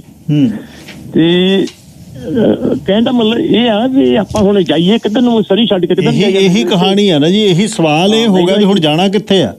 ਮੈਨੂੰ ਇੱਥੇ 49 ਈਅਰ ਰਹਿੰਦੇ ਨੂੰ ਹੋ ਗਿਆ, ਏਦਾਂ ਕਦੀ ਦੇਖਿਆ ਨਹੀਂ ਸੀ ਸਿਸਟਮ। ਹਾਂਜੀ, ਤੇ ਉਹ ਤਾਂ ਪੰਜਾਬ ਦੀਆਂ ਨਿਊਜ਼ ਸੁਣੀਆਂ ਜੇ ਉੱਥੇ ਲਾ ਐਂਡ ਆਰਡਰ ਖਰਾਬ ਹੋ ਗਿਆ ਰੌਲੀ ਜੀ। ਪੰਜਾਬ 'ਚ ਕੋਈ ਜਾ ਤਾਂ ਇੱਟ ਮਾਰ ਕੇ ਭੱਜਣਾ, ਜੇ ਕਿਹੜੇ ਬਾਪੂ ਕੋਲ ਨੂੰ ਆ ਫਿਰ। ਹਾਂਜੀ ਹਾਂਜੀ, ਨਾਲੇ ਕੋਈ ਕੈਮਰੇ ਨਹੀਂ, ਨਾ ਕੁਛ ਨਹੀਂ, ਇੱਕੇ ਪਿਆ ਹੁੰਦਾ ਚਵਾਰੇ ਚਾਲੇ ਦੁਆਲੇ 7 ਘਰਾਂ ਦਾ ਰਾਖਾ ਉਹ। ਚਰਨ ਬਰਾੜ ਜੀ, ਲਾਈਨ ਨੰਬਰ 3। ਸਤਿ ਸ੍ਰੀ ਅਕਾਲ ਬਾਈ ਜੀ। ਜੀ ਸਤਿ ਸ੍ਰੀ ਅਕਾਲ ਜੀ। ਬਾਈ ਜੀ ਬਹੁਤ ਟਾਈਮ ਦੀ ਗੱਲ ਹੈ, ਇੱਕ ਐਪੀਸੋਡ ਹੋਇਆ ਸੀ, ਚਾਂਸ 2 ਹੋਏ ਸੀਗੇ। ਉਹਨਾਂ ਨਰਸੀ ਤੇ ਲੈ ਗਏ, ਚੱਪਲੀਆਂ ਲਾ ਲੀਆਂ ਤੇ ਬੈਠੇ ਪੁਲਿਸਿਆਂ ਨੂੰ, ਇੰਡੀਆ ਵਾਲਿਆਂ ਨੂੰ ਕਰ ਲਈ ਪਾਸੇ। ਉਹਦਾ ਆਪਣਾ ਕੰਮ ਹੈ ਜਿਹੜਾ ਨਿੱਜੀ ਤੌਰ ਤੇ, ਪਰ ਇੱਥੇ ਕਰ ਨਹੀਂ ਸਕਦੇ ਬਰਾੜ ਸਾਹਿਬ। ਹੁਣ ਅੱਛਾ, ਪੁਲਿਸ ਦੀ ਵੀ ਮੈਂ ਗੱਲ ਕਰਾਂ। ਪੁਲਿਸ ਵਰਦੀ ਦੇ ਵਿੱਚ ਬੈਠਾ, ਕਰੂਜ਼ਰ 'ਚ ਬੈਠਾ ਅਫੀਸਰ ਤਿਆਰ ਹੋ ਕੇ ਸਰਵ ਕਰਨ ਆਇਆ। ਇਹ ਨਹੀਂ ਮੈਂ ਇਹ ਨਹੀਂ ਹੈ ਵੀ ਉਹ ਵਰਿੰਦਰ ਉਹਨਾਂ ਦੇ ਘਰ ਉਹ ਜਾਣਾ ਨਹੀਂ ਚਾਹੁੰਦਾ, ਦੂਜੇ ਜਾਣਾ ਚਾਹੁੰਦਾ, ਪਰ ਉਹ ਗੱਲ ਉਹਨਾਂ ਦੇ ਗਾਂਹ ਹੱਥ ਬੰਨ੍ਹੇ ਕਾਨੂੰਨ ਨੇ। ਉਹ ਕਹਿੰਦੇ ਅਸੀਂ ਕਰੀਏ ਕੀ, ਇਹਨੂੰ ਸਿਸਟਮ ਅਲਾਓ ਨਹੀਂ ਕਰਦਾ, ਇਹਨੂੰ ਫੜ ਨਹੀਂ ਸਕਦੇ ਅਸੀਂ ਬੰਦੇ ਨੂੰ। ਇਹ ਫੜਿਆ ਤਾਂ ਇਹਨੂੰ ਛੱਡਣਾ ਪੈਣਾ। Catch and release, catch and release, catch and release. 40-40, 50-50 ਵਾਰ ਬੰਦੇ 2-2 ਮਹੀਨੇ 'ਚ ਛੱਡੇ ਨੇ ਤੁਹਾਡੇ ਸਾਹਮਣੇ, ਜਿਹੜੀਆਂ ਤੁਸੀਂ ਕੱਢ ਲਓ ਅੰਕੜੇ ਤੇ। ਪਰ ਇਹ ਤਾਂ ਗੱਲ ਖਰਾਬ ਹੋ ਗਈ। ਗੁਰਦੀਪ ਬਰਾੜ ਜੀ ਸਤਿ ਸ਼੍ਰੀ ਅਕਾਲ ਜੀ। ਜੀ ਸਤਿ ਸ਼੍ਰੀ ਅਕਾਲ ਬਾਈ ਜੀ।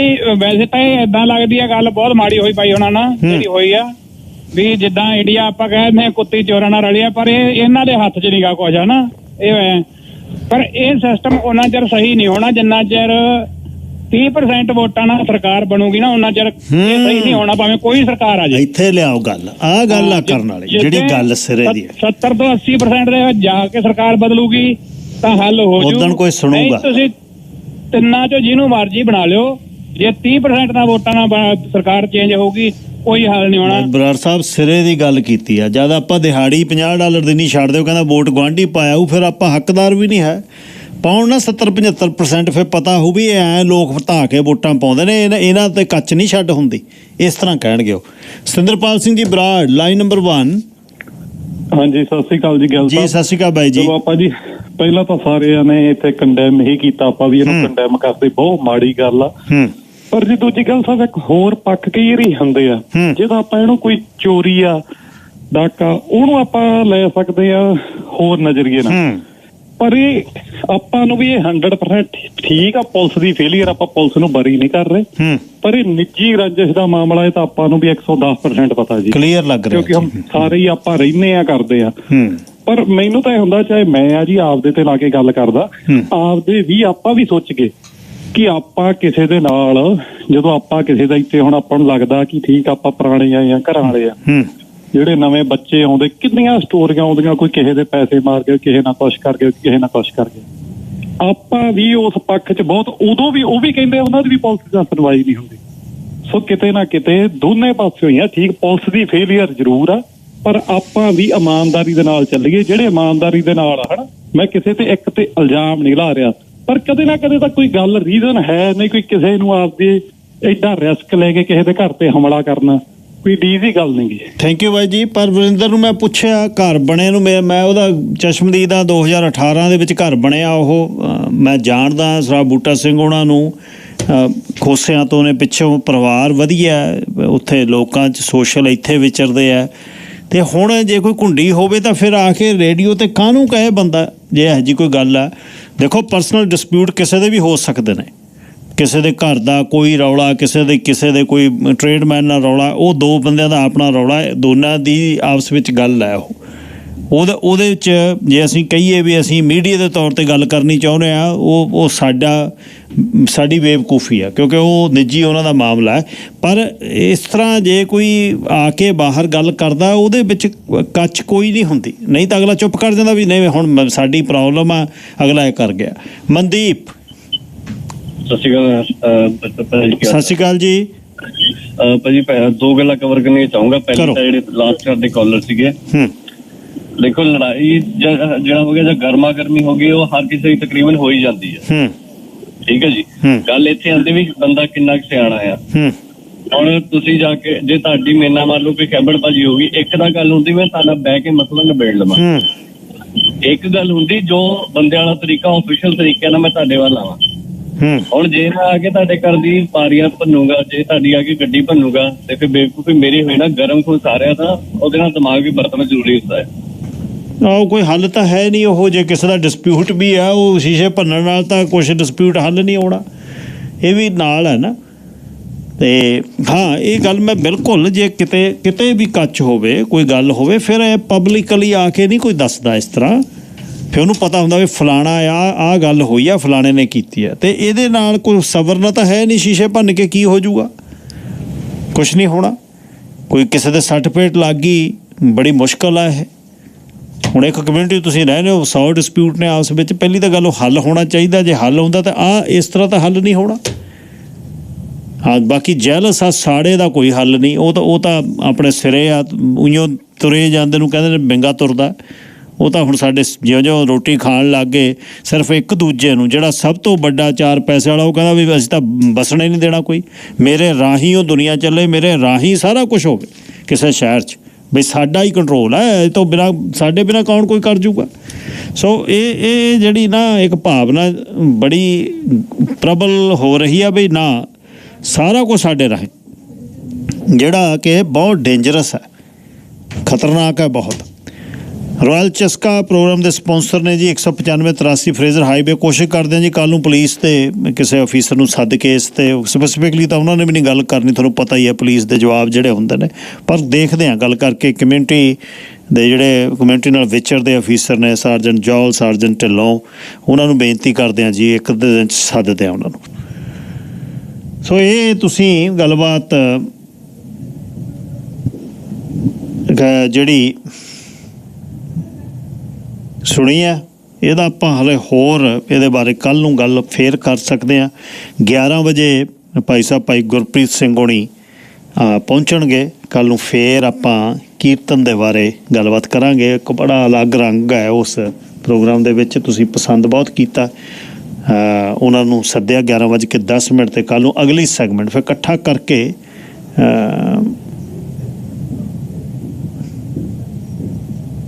ਜਿਹੜਾ ਹੈ ਉਹ ਇਕੱਠੀ ਕਰਕੇ